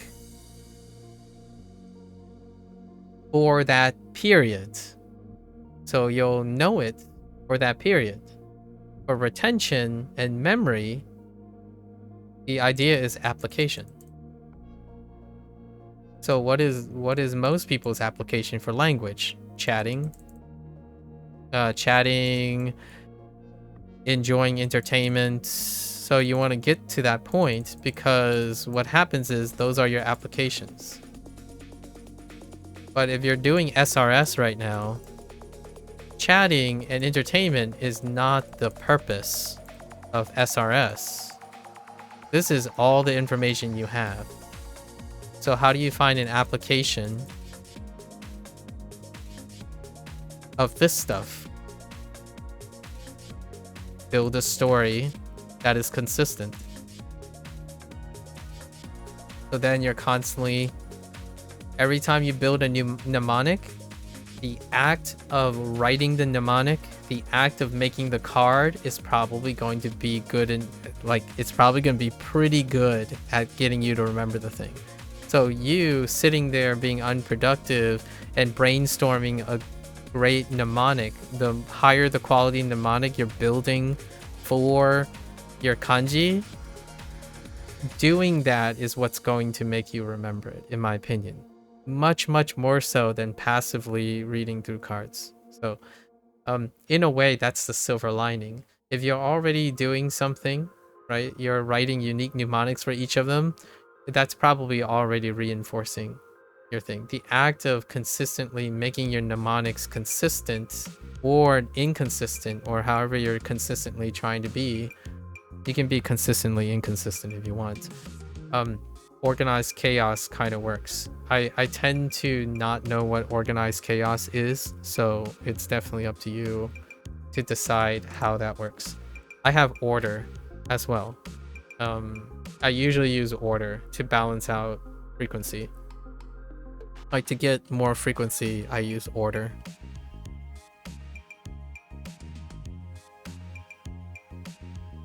略図 Yakuzu.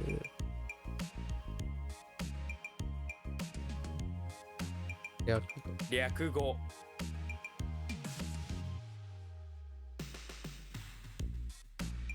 Oops. 英雄 Like right now, yeah, I'm relying on intuition, so I'm not using any of my mnemonics at the moment. But the moment I need to, I can do it because I practice it. Like right now, I need to use it because it's a kunyomi. I know that it's a kunyomi and it's a verb, and that's the nature of when I stop.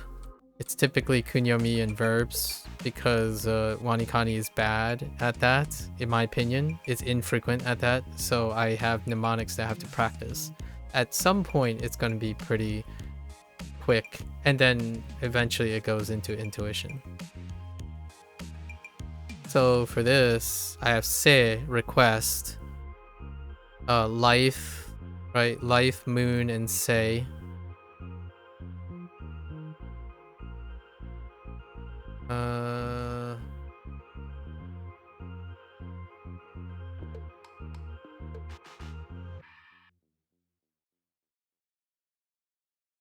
And I would sit here, being unproductive, as you have said.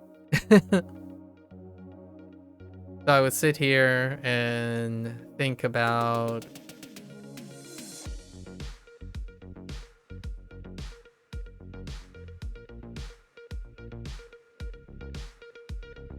I think this is not request, it's to take on. And what am I taking on?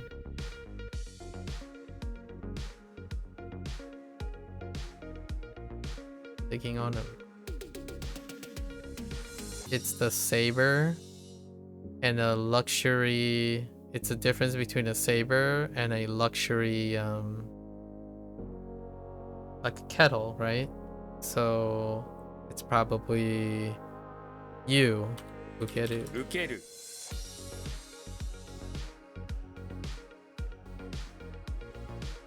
3倍 By.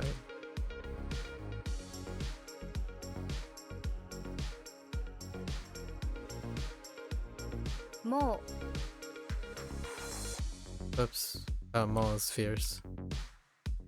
Also, when my intuition fails, I immediately backspace and then I use my mnemonic. And it takes that long. So, like for this, I typed, what did I type? I typed something. It was wrong. So my intuition failed. Step 1, intuition, int. Int failed, I see the red, I immediately backspace. Backspace 2, I look at rad. I look at rad, check again. If it's okay, it's okay. 3, I immediately look at onyomi. Is it check plus rad? Then I move on, right? 4, then I look at story. Check, it's good, that's fine. And then 5, I finally look at translation. And the story is not necessarily in English a lot of times. Sometimes story is a picture or imagery. So all of these do with checks. So I always do the minimum effort for this. When I'm doing a lesson, I make sure all the encoding is correct up front. So that's where the card making part is. The card making part is when you're thinking about the first time you're learning the things. What are the information? So all my checks here must end up in the card. And I will actually introduce it in these order. Since I already am successful at this, any step as I'm pausing is the order my card is going to produce the information. So like part of speech is not going to be on the card until like step 9, part of speech. And that's usually when it has something to do with a verb.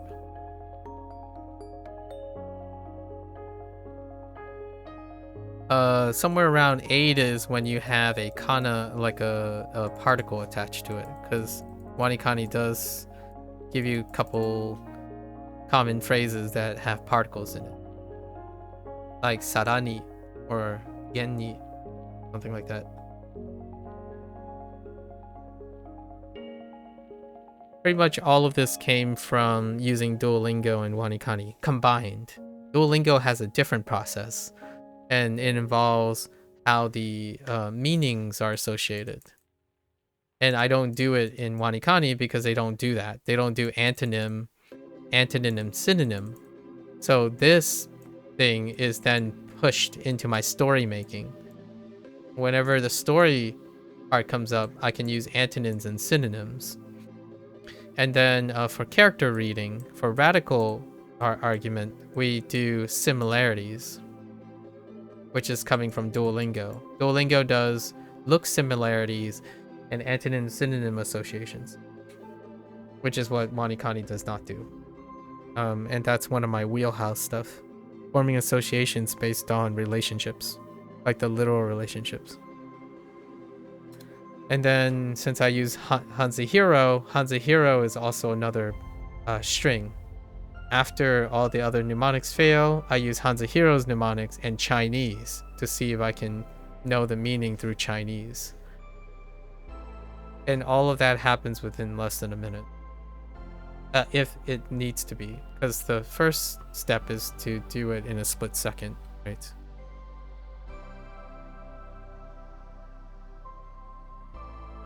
Now I need something for the right. Nenza. 捻挫 宗派 江戸 Edo. Koku. 航空 Oh, Koku. Whoops. Koku. That was a mispronunciation. Koku.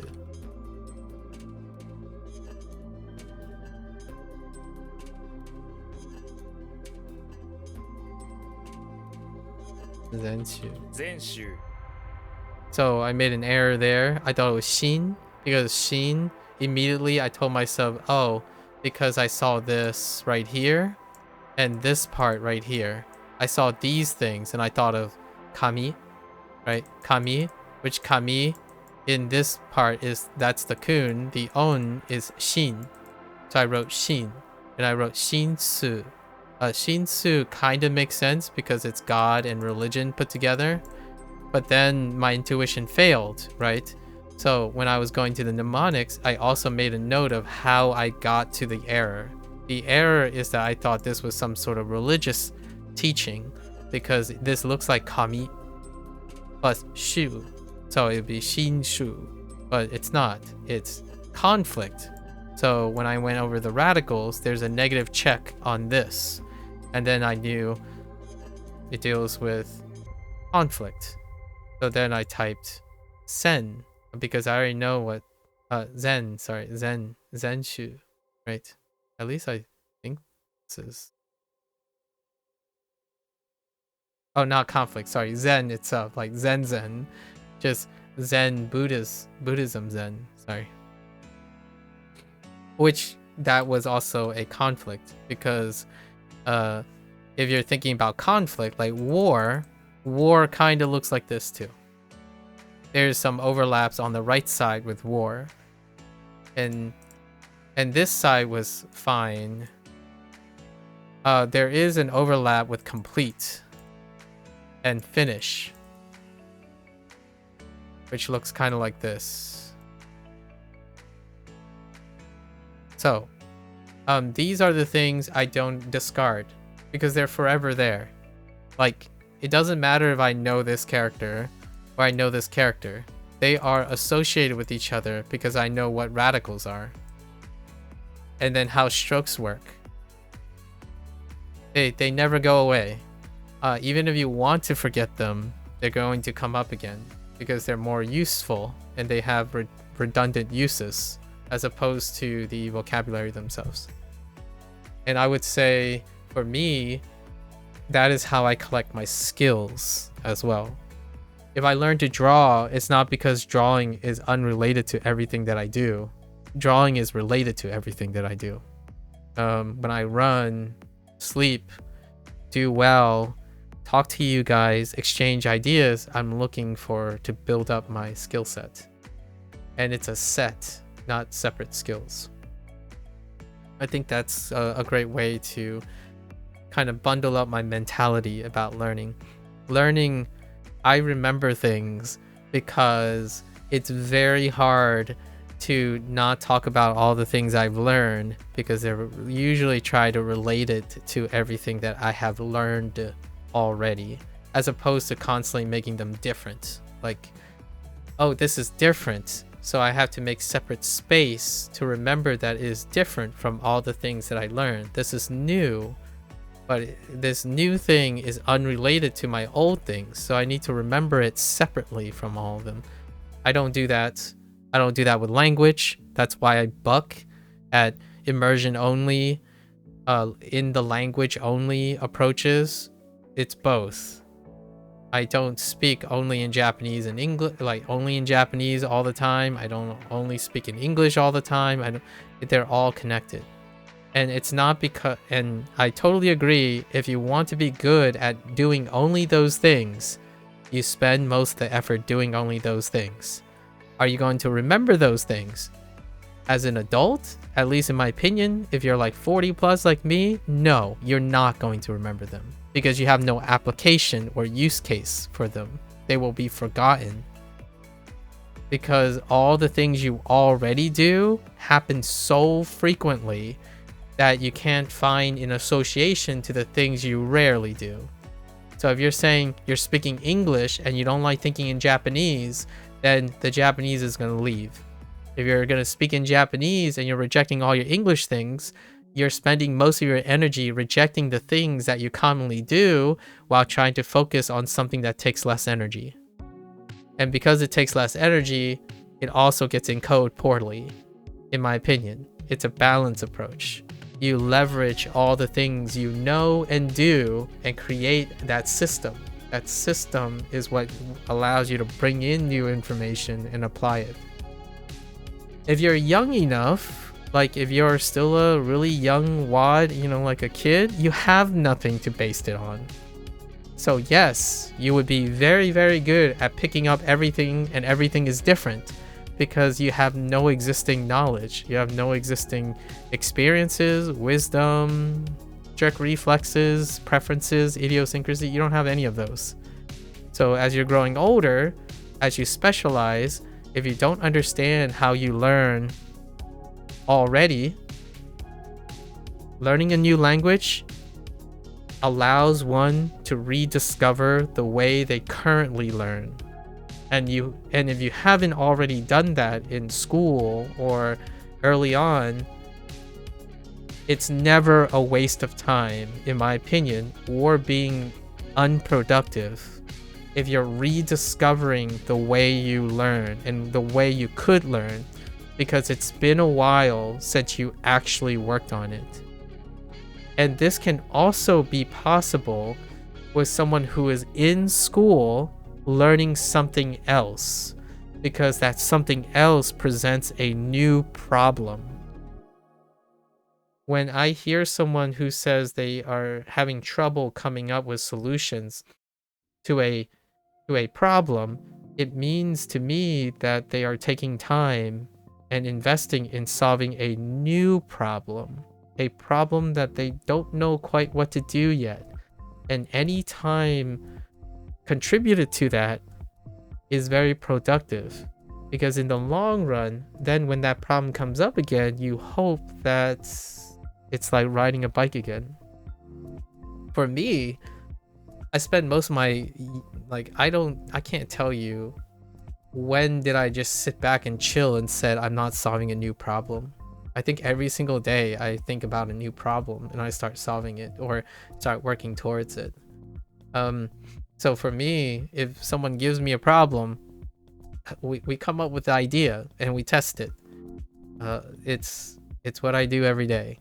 When I watch a movie, I don't watch it for just enjoyment. You can do far more than watch a movie and a TV show. Like, I can form an essay, I can start writing an essay, look for motifs, draw parallelisms while watching a movie. And that also means I trade off focus, right? that also means that no, I can't enjoy a movie without breaking the fourth wall. And you could be upset about it. I'm not upset about it. So it's a difference between someone who says, oh, but aren't you not going to enjoy the movie very much? It's like, I wouldn't be enjoying the movie if I can't break the fourth wall. And then it would be okay if someone says, oh, you're not enjoying the movie because you keep breaking the fourth wall. That's for someone who's upset. It's for someone who doesn't like doing that. They want to be focused on the entertainment of the movie. I don't. I love breaking the fourth wall. I'm the yappy guy that can't resist psychoanalyzing and predicting the composition of the next events to unfold while the events are unfolding. Because I understand myself well. I'm not entirely sure if other people do. And it would be cool to see that change as they learn about themselves. That's why learning a language is awesome. Learning a language is incredibly complex and difficult and very fundamentally challenging. And what I mean by fundamentals is it doesn't challenge you at a high intellectual level. It challenges you at the fundamental levels. And that's like redefining your syntax. Like coding, for example. Coding redefines your fundamental levels. Like, how do you get someone who's on a Microsoft, like on Windows, to go use Linux? That's challenging you functionally on a fundamental level, right? And it can be incredibly frustrating. But when you do, in my opinion, the sky's the limit what that growth creates. And I think learning a language is like that.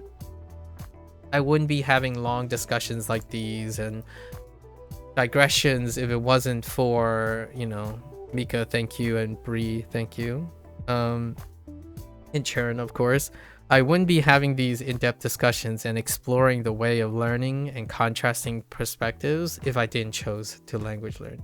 Video games, I tried with video games, but I think video games is more like a 95% chance that the people are passively not learning anything while playing a video game. And what I mean by that is 95%. 5% of the time they're learning like some sort of input mechanic through repeated exposure using rote memory. The other 95% I'm referring to is existential stuff, like the meaning of the game, the development cycle, what the developer's intent, like the higher motifs in the game, how can the mechanical inputs complement the, you know, semantical stuff, that type of thing. That's really, it wasn't very engaging. Like, basically most people is like, dude, put the fries in the bag already. And that's kind of where we are. And language learning has been pretty decent. It would be very different if I am able to also use sources that aren't copywritten of a different nature, because a lot of this stuff, SRS and Duolingo, captures the essence of gamification. And gamification solves one very pertinent problem that is inherent to the vast majority of young adults and even older adults, and that's habit formation. And to me, whenever when someone says, oh, they're really motivated or they don't see any point in WaniKani or Duolingo, my initial impression is I must accept that they think they don't have consistency problems, motivational problems, and a systems works background. Because what makes Duolingo useful and WaniKani useful is also what makes Anki useful. Actually, most of the apps. However, I give the benefit of the doubt to the person who says there's no value in it. They can't see how it can be useful. And one of them is doing consistency training. Does this have any relationship to creating mnemonics? It does. Mnemonics deal with frequency. It deals with overlapping concepts.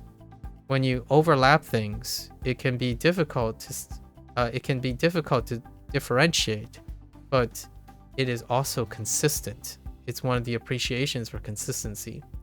You walk many, many miles to gain performance on walking. If you constantly change the way you walk from day to day in order to accommodate the flavor of the week, then you can certainly learn to temporarily learn many fancy ways to walk. However, you wouldn't be able to describe them with the depth that you have if you consistently walk with a few of them. It's a balancing act. And I think for the most part, the greatest boon to feeling out a language is also feeling out its essence. And I think constantly disjointedly thinking that everything is special and everything is different, I kind of disagree with the popular trends. Maybe it's the same, but in a different guise. Like for some people, they would say something like, every word matters, every character matters. I agree with them. Retaining them that's not what that is for.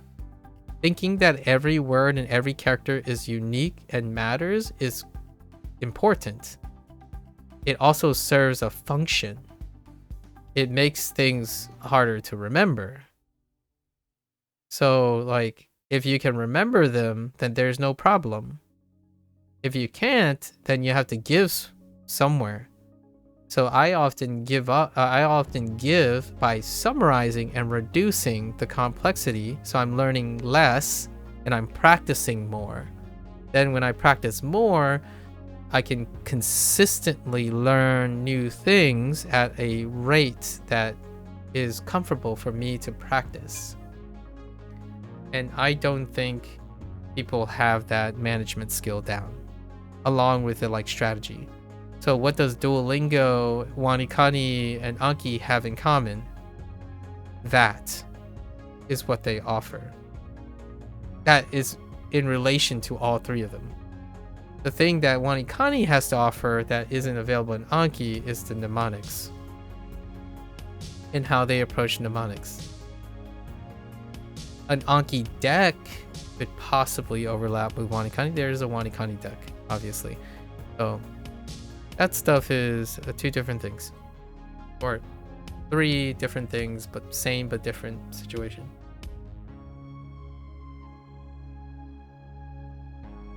Alright.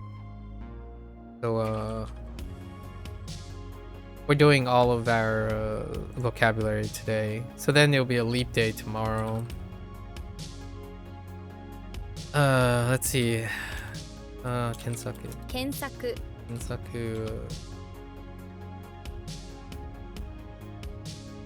Investigation or examination. It could also be search or text. Fine. Nikkan.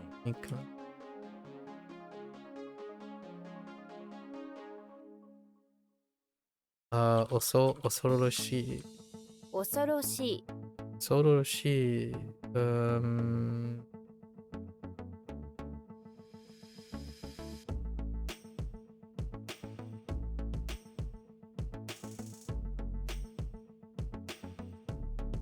If anything lasts more than 10 seconds or 15 seconds, I'm using a mnemonic. And I'm just cycling through the things. Duolingo used to go slow enough.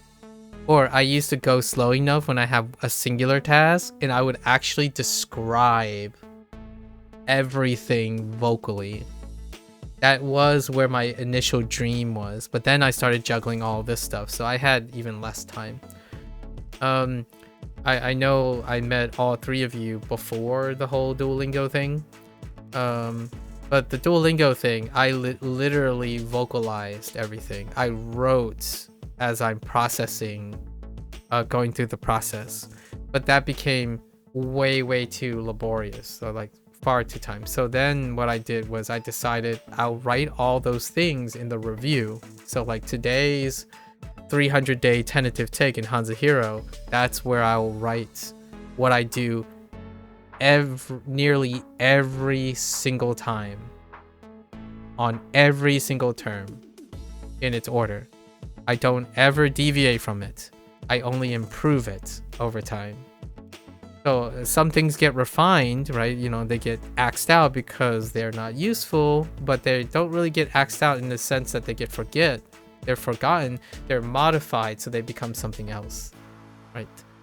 And that's where I compromise. So instead of writing now, it's like, okay, well, all right, well, the what I see first immediately on intuition is that this is search, right? Search plus pull. Well, search plus pull has to be index. And if index is index, well, search has a different branch. It's the sac branch. And then pull has the he branch. But this is a kun, so then I have to go to an own branch. And own branch is in. And then sac is saku. So this is sakuin. And then there's another pitch accent branch that I'm working on, but I'm not going to talk about that right now because I think pitch accent is too auspicious. Sakuin. So sakuin. Anyways, and then this would be index. Sousaku. Sousaku is just search. Or like a different search, maybe a lookup. Something like that. 黒板 黒板 Ippai. 一杯 Or ippai. Wrong pitch accent. Ippai.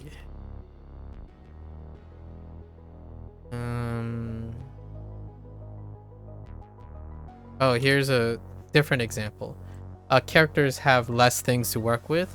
So instead, what I did was I look at this and I also see jian. And jian is earlier. Jian is more fixed. So jian is to supervise. And a pivot word for supervise is oversee. And because I know it's oversee, I didn't even use any of the radicals on my intuition. And immediately I know it is kan. Because kan is the equivalent of jian. So this is all I did here. I can't tell you how many different ways I get to an answer. Like, my entry point, even though I say I have like entry points, right? I practice this as much as I can. Our step one is intuition. So it can enter at any point. And then they can go in the other direction on the point of entry. So in here, Chinese came first. This is jian. I immediately saw jian, which is oversee, and it's kan. Sometimes when I'm on Hanzi Hero, I'm like, that's kan. What's kan in Chinese? Jian. Or, sorry, not jian. Jian. I can even correct myself. Sorry, it's jian.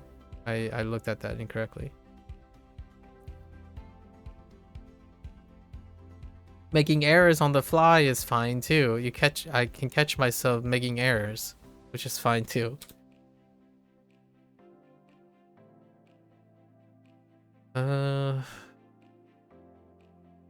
Yakusu. So this is actually an exception.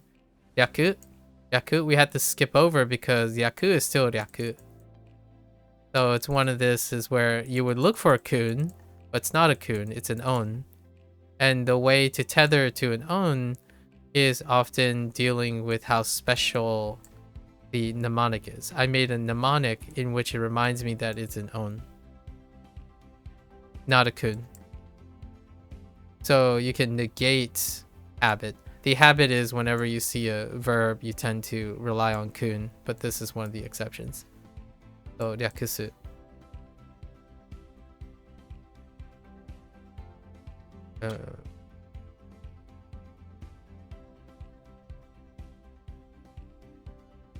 Tokai. Okay.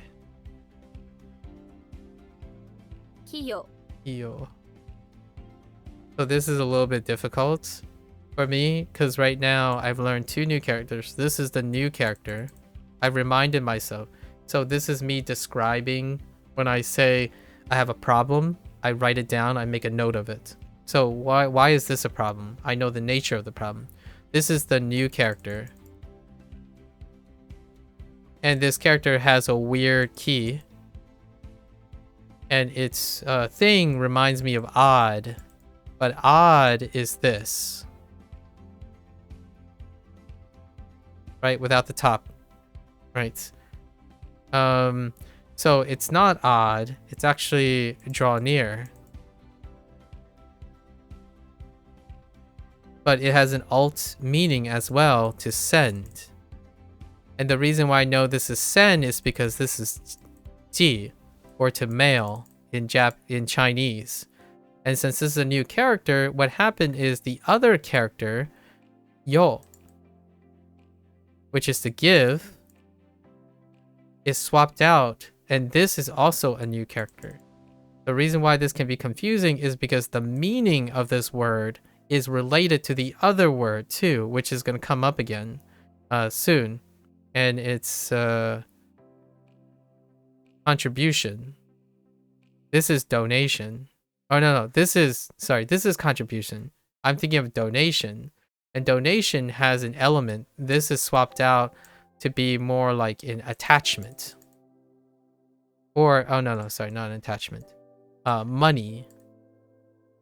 So in order to differentiate between contribution and donation, money is a donation. So this is not money, it's give. So it's a contribution. All this happened in 40 seconds or less. And I'm using this to first make sure that I actually remember these things correctly and recall them correctly. All of these techniques are practiced in various ways. The thing that changes it's its context, but the system underlying it is all generally the same. All these bounce and checks are things I practice. So it can look chaotic because I've been doing it for a very long time. I pick the quickest route to the answer when I'm encoding, but during lessons, when I'm first doing it, all of the information is being put in. And then when I'm reviewing and not making mistakes, I pick the fastest route. So then I'm practicing everything that I've done, right? So this is contribution. のように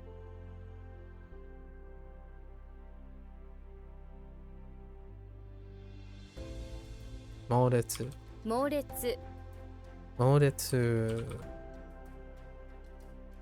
杯 So kunyomi, I pause, right? Before, a long time ago, I relied on WaniKani solely on their design, but after post 300, I'm working on a new system to make kunyomis more consistent in my way. So instead of saying, oh, I know it and whatnot, what I do is then I pause on the trigger and I try to practice the routine. And over time, I don't have to pause on it anymore. I can either choose to use the routine or not. But you still have to practice a system long enough to understand what's working and what's not working. And being diligent in understanding what is working and what is not working, both. Not it works, so you don't have to pay attention to it. And if it's not working, then it's the sole purpose of your focus. Understanding the relationship with what works and what doesn't work is very important, in my opinion, in designing things. Because when you're focused on something, you could be taking away from the thing that does work and overcomplicating things, right? So we have stuff, and this is an exception too, because this was taught as a kun, and I actually don't have an own read on this yet. So it negates and hits a null check. for this. That's why I had to pause. But this is tsumeru, right? 詰める Mix this stuff in.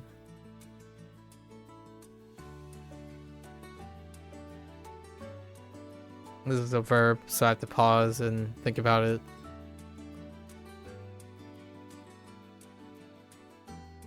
見る This is special too. So these are, I'm still going through the routine, but a lot of these are special right now. So this is diagnose, right? I know it as diagnose. I also know it as a doctor saying something about what he sees. And it's special because it's miru, which overlaps with miru. And the other miru, which I'm not going to write with the mouse, but it overlaps with the other two miru. And this is to examine. 娘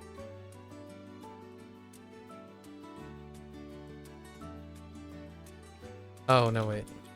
板 Ita. 後方 Oh.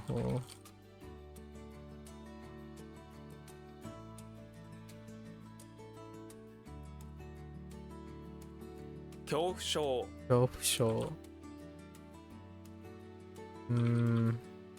閣閣議。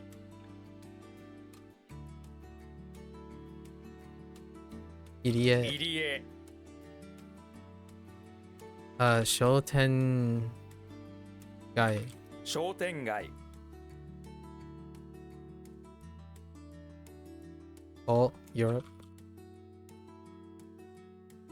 催促。Oh, heck. 催促。催促 催促。Urge. This one I had to double take because there's a solicitation and urge that overlaps with these character meanings. So I had to pause a little. 請求 Thank you. 寄付 Ifu. Oh, and this is it. Ifu. So it's the attachment. So this is attach, but payment, referring to payment, so donation. Okay. 恐怖 Yofu. 診断. Oh, yes. 診断 That deals with a breakthrough, but a breakthrough of diagnoses. So a diagnosis is a breakthrough.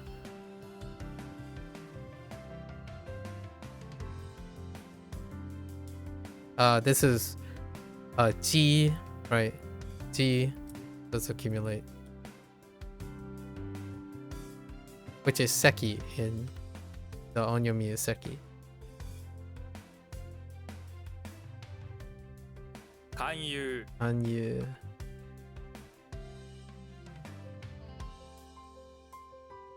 Yeah, solicitation. That's the one.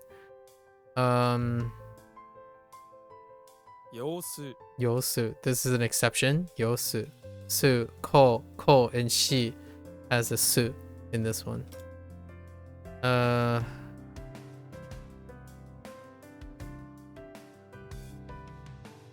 Like state of things. It's kind of related to chochi or something. Something to do with investigation and child. Also knowing the condition and the state of things. 怖い Right? Koala. Akeru. 開ける Sudan. Enkai. 宴会 Banquet. Right. Break. It's probably Walrus. Oh no, koala. 壊す Kowasu. Mizukara. Mizukara. Might be Mizukara. 自ら Yeah, Mizukara. That's special. 看板 Kanban. Sign. Board. Kankoku. 韓国 Self-explanatory.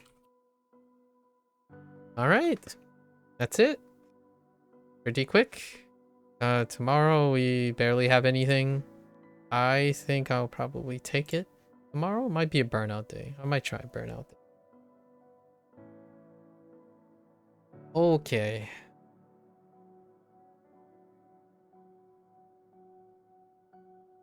Writing thoughts down. Like, I think that's the take-home message. Trying to write something and explain it, even to yourself, and then especially to others, it reveals quite a lot of things to both the person listening and the person speaking, or writing, or however the person expressing, right? Expressing. All right, we're going with, since this is our fourth day in the rotation, we're doing our reads into our definitions, right?